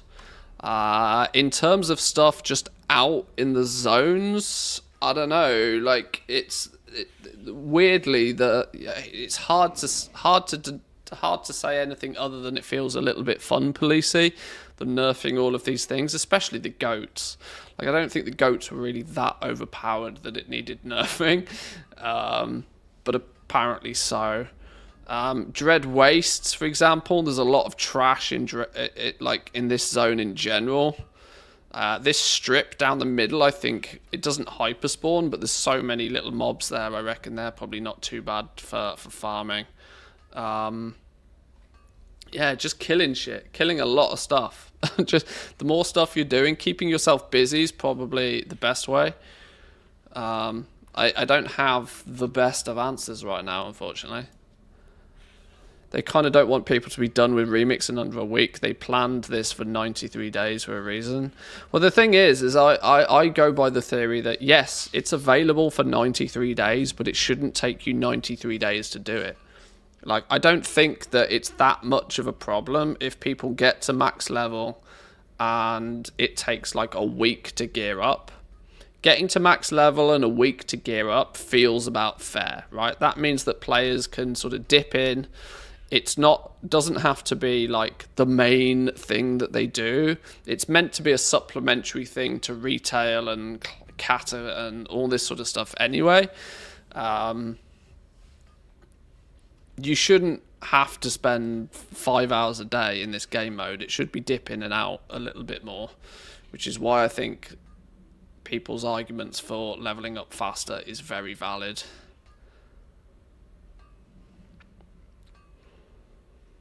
But yeah, it's clear that they don't want people to turn up and absolutely power zerg it.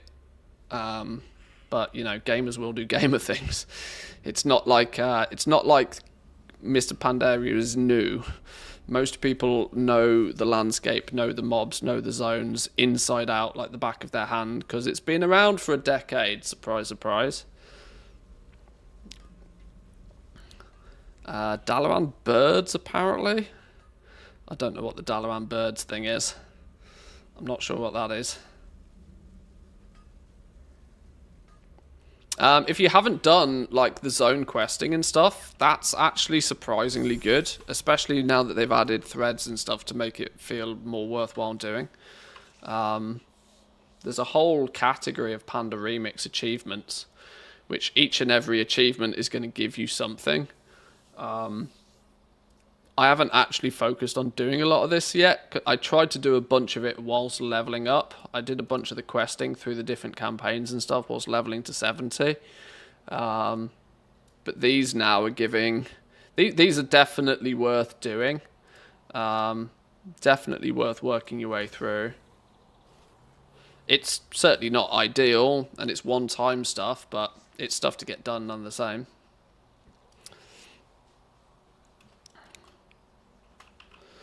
Problem is that Blizzard's fun does not equal what the player base is fun. I don't want to log into a game mode for weeks to grind just for mogs. It's not fun. It becomes a chore. That's a valid argument. Very valid. I do think that that the main thing more than anything else, they don't strictly need to up the amount of bronze that you get. That's not strictly the way to fix the problem. Giving you more bronze might not necessarily fix it. Because if you give everybody more bronze, then everybody gets, you know, it reduces the value, perceived value, of all of the mounts and the transmog and stuff that you can get.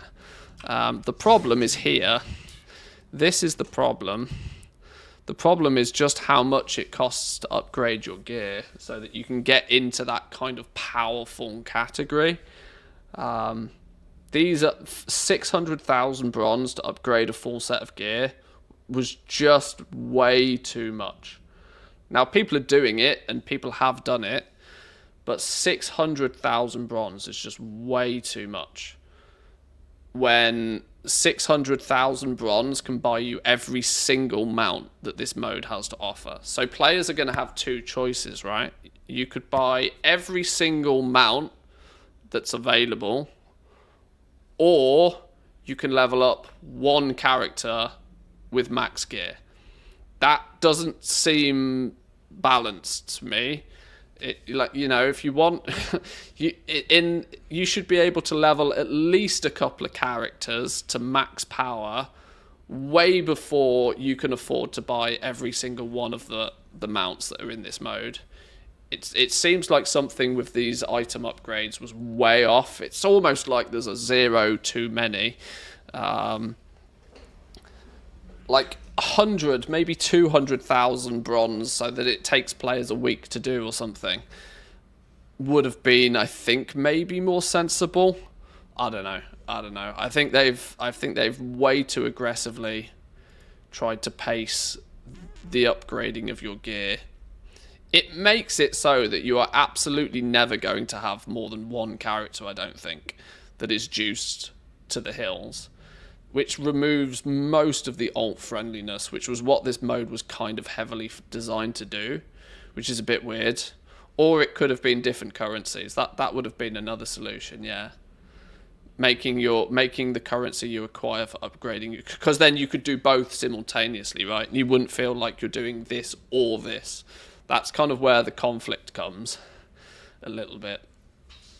Even putting the mounts and the cosmetic, all the collectibles, even if they just sprinkled the collectibles across the content, you know, made it so that every boss in every raid on every difficulty has a 1% chance to drop one of the mounts, which means the more you play, the more mounts you get for your effort rather than having to buy them.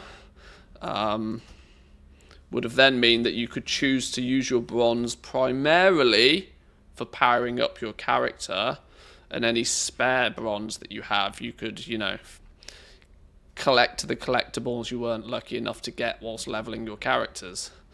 That I think is the most elegant solution, and I'm surprised they didn't do it.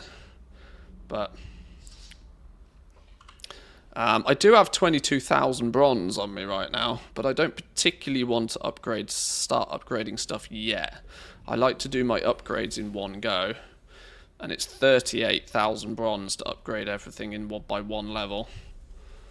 I have level 29 out of 36 gear. Is that 7 to go? 1, 2, 3, 4, 5, 6. Oh, well, 8. Because I don't actually have 29. I have level 28 gear.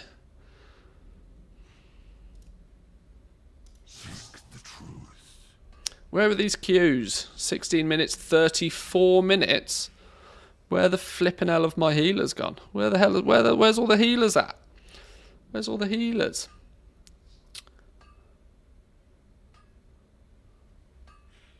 $72,000 bronze, holy moly.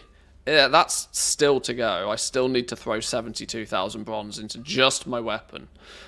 In fairness, the weapon's the most expensive by some degree, by some distance as well. If you were, where's my notepad? I had all of the basic costs here somewhere. So when you ding level 70 and you start getting 346 gear, the max gear that you can get to drop, these are then the costs to upgrade it to full. So 442,000 to upgrade all of your armor to max. Now my weapon is a two-handed gun. Your mileage may vary on your weapons and offhands and stuff, but 442 plus my weapon, so just under 600,000 bronze to upgrade everything to max.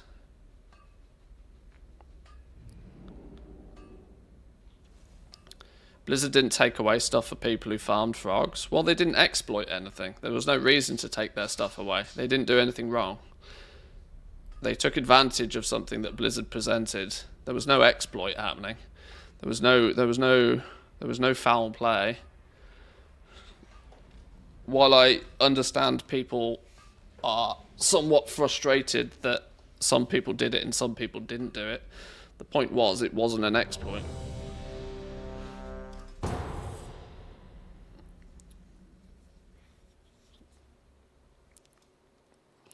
Ah, flipping Temple of the Jade Serpent again. Oh, I know why I'm in here. These motherfuckers are fighting this dude. I've joined a flipping dead group again. What's going on here? Where is everybody? Hello? Everybody's this way? What the hell's going on? Oh, has everybody gone that way instead? Oh, okay.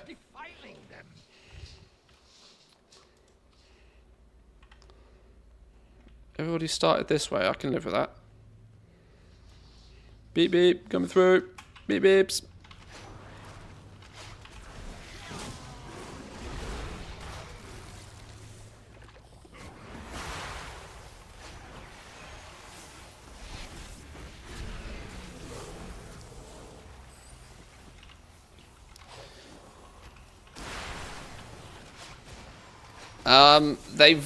Blizzard very rarely take anything back off you.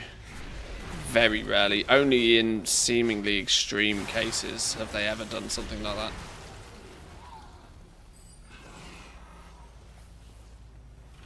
I beseech you, kind strangers, cleanse this place of their foul presence. Lay our stories to rest. And like I said, it would be a bit unfair to do it because players didn't do anything. Like there was nothing, you know. Players killed a bunch of mobs in a zone and looted them. Like there was nothing that was considered. There was nothing that was considered even not even anything that was considered clever use of game mechanics. It was not even nowhere near the line. Never mind crossing the line. Which almost is why I mean you saw me doing it for starters, and I'm always like, if it's even somewhere near, if I can see the line, I try and steer clear of it, right? I don't, you know, I don't play with fire, or at least I try not to. And I was farming frogs for a couple of hours just because you'd have been foolish not to. Doggo, what's up? What's up, Doggo?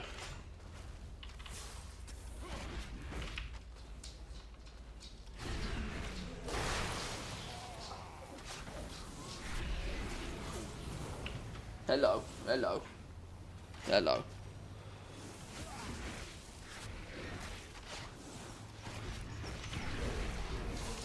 What's with this boss? I've never understood this boss. I just nuke it and hope it goes away. Does he have like some massive damage reduction or something?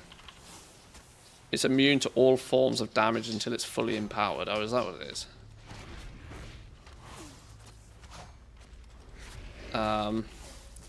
This dungeon seems busted.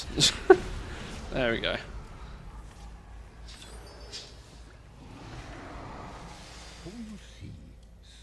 Oh, can we not get through the door now?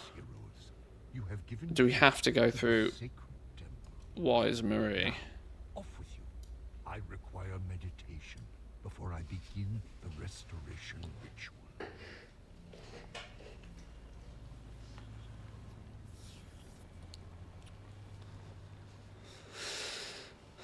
Okay. Turns out we have to go kill the boss.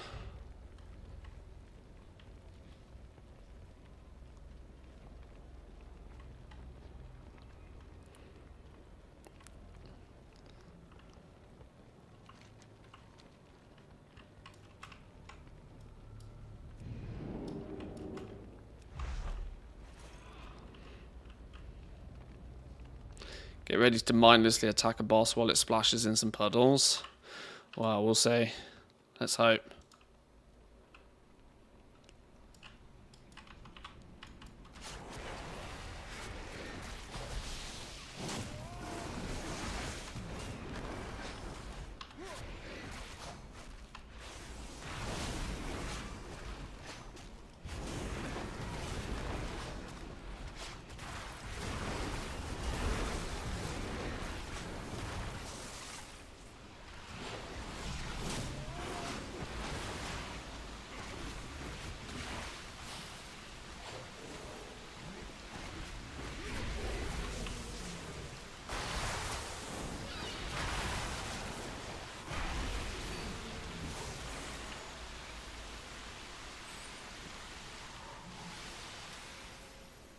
Right, let's see how this goes then, shall we? Dare to disturb these waters, you will rise.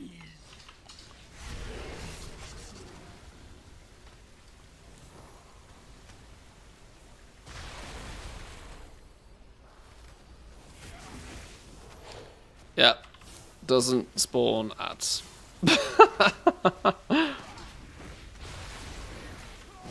Okay.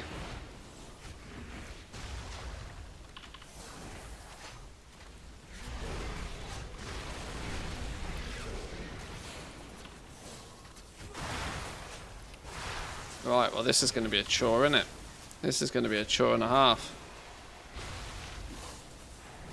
Just quickly do a dungeon, they said. It'll be easy, they said.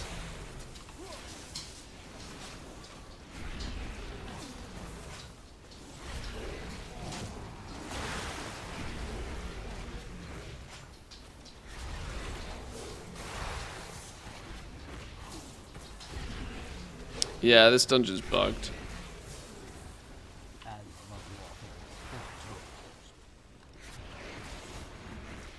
No.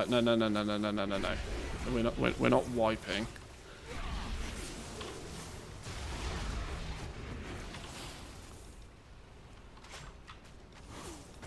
What? No, we are not wiping. Absolutely not.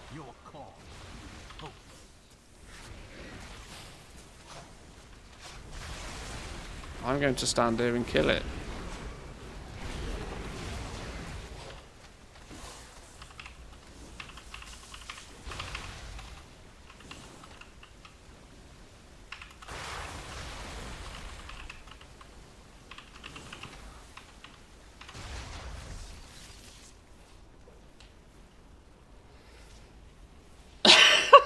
Fuck this game. If that gives me deserted debuff.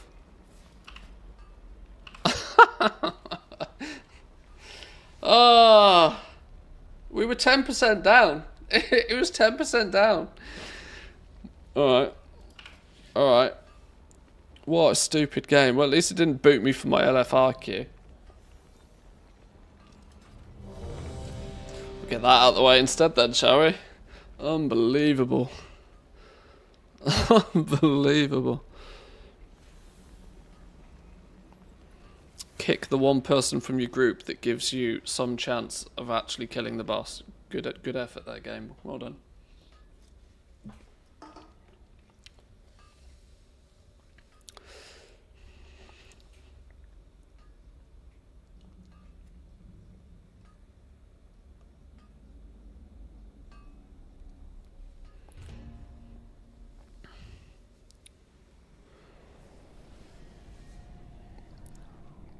If you decide to waste other people's time, it's on you. We'd already killed the other boss.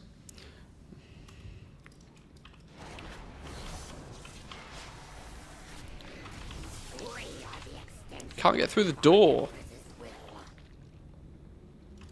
Stupid. You only need to kill one of them, not both. We'd killed the other one already. The other one was already dead. Couldn't get through the door.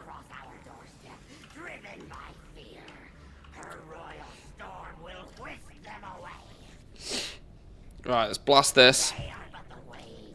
Let's pump through this one. Let's get the weekly from here, get the bonus threads from here. We might be back in here in a minute, to be fair. Although, actually, I should probably go get some food, to be honest, after this. That would probably be the play.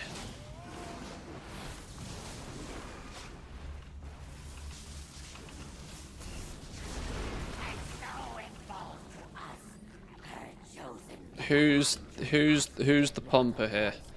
Ah, 5 million health paladin. Okay. Puts my DPS to shame, this one.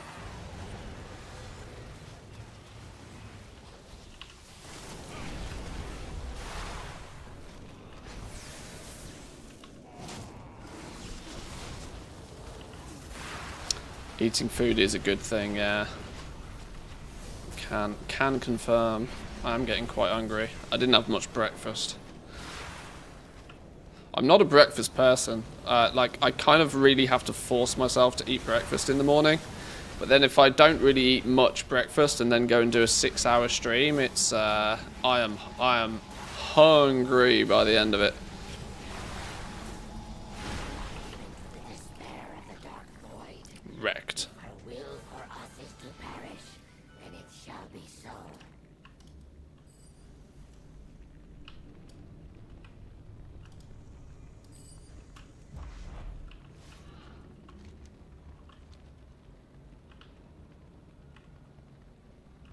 They've changed it back to how it used to be, but whilst doing it, they broke the bot. Yeah, something in the hotfix yesterday completely nuked that dungeon. I don't know what it is. But yeah, we'd already killed the boss to the right. Couldn't get through the door, so had to go try and kill that boss anyway. So you have to go through the bugged boss. The only way is to fight through it, or it's just a dead dungeon. Insta leave, come back tomorrow.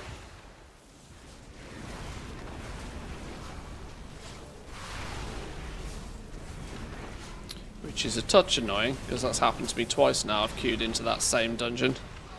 It's probably because it's the very first dungeon and the most people are queuing for it. Ah, we didn't kill him. Oh, we did kill him fast enough. Oh, we're all stuck in tornadoes still, though. Whoops. To cut someone like that someday. To hear that sound. But to have it happen to my own thorax is ridiculous. I've just realised this paladin's smart. This paladin queued up as healer. Probably so that he gets instant queues. Paladin gets instant queues by queuing healer. Not entirely sure why they'd be in LFR personally, but the fact they're still here I'm happy about.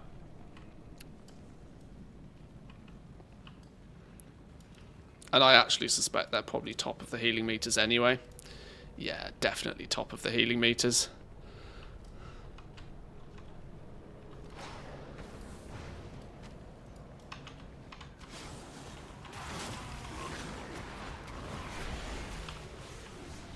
I think if Blizzard had showcased to players just how ridiculously overpowered people could get, because I actually think part of the problem why Froggers are getting so much hate is I think there's a lot of people that think that they are 10 times more powerful than they could ever be. I don't think, you see, if Blizzard had done a better job of actually showing the player base just the level of power you might be able to achieve by the time you've upgraded your gear, more people would have gone, oh, the Froggers aren't like GM level busted broken OP. That's just where everybody's going to get anyway. They just got there pretty quickly. I'm not entirely sure people are quite ready for people to be doing like 4 million DPS. You ding level 70 and you're doing like 50k DPS. Maybe 100k DPS if you press your buttons in the right order. To go from 50 to 100k DPS to 4 million DPS is like not just a bit of a jump. It's literally 40 times the damage. I just don't think a lot of players actually realise that that's where we're going.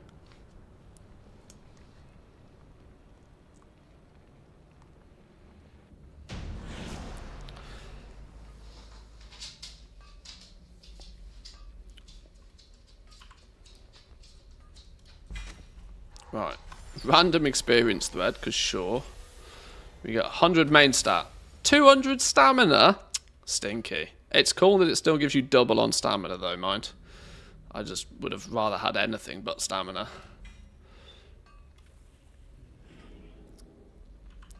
That's our 2 raid bosses. We need that flipping dungeon now, don't we?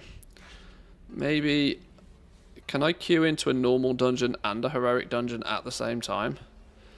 I probably can't, can I? Right, if I get Temple of the Jade Serpent again, I'm going to cry. What do you want? Seek the truth. Oh, there's my legendary thread. Go on, main stat. Main stat. Agi. Stamina again. Flipping hell. Twice in a row. Twice in a row. Oh well, you win some, you lose some. Let's scrap this gear. Scrappity, scrappity, scrappity, scrappity, scrappity, scrappity. Why does Zygor keep telling me these are upgrades? They're so clearly not.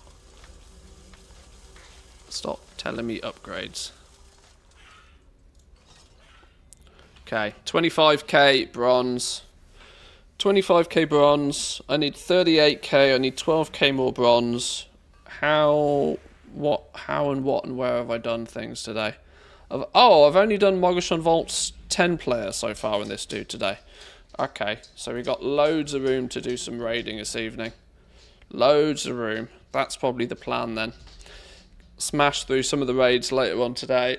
Get up to 38k bronze again. Do another sweep of upgrades. One sweep of upgrades a day is my target right now. That's my target. If I can get one sweep of upgrades done a day, then within about a week, give or take, we'll have max gear. 1, 2, 3, 4, 5, 6, 7, 8. Yeah, within a week we can have max gear. Might even be faster than that, because as our gear increases, our ability to do higher content increases as well. That's the plan. Oh, nearly 50k threads. Nearly 50k threads now. Right, boys and girls, I'm going to leave it there. I'm going to go get me some food. We will be back this evening. I don't know exactly what time I'll start the stream. It's just gone 3 PM for me. Give me a few hours. I want to get some food. I'll probably take the dogs for a nice walk. Oh, it depends how hot it is outside. I'll take the dogs for a walk, chill out for a few hours, and we'll come back this evening and pump some raids. I think that's probably the plan. Get that bronze in, get those upgrades in. So if you're interested in doing some normal modes this evening, come say hi. We'll probably, I don't know what order we'll do stuff. Maybe we'll just work through it logically, who knows. But yeah, thanks for joining us today. We'll be back in a little bit. Enjoy your afternoon. I'll see you all this evening. Peace.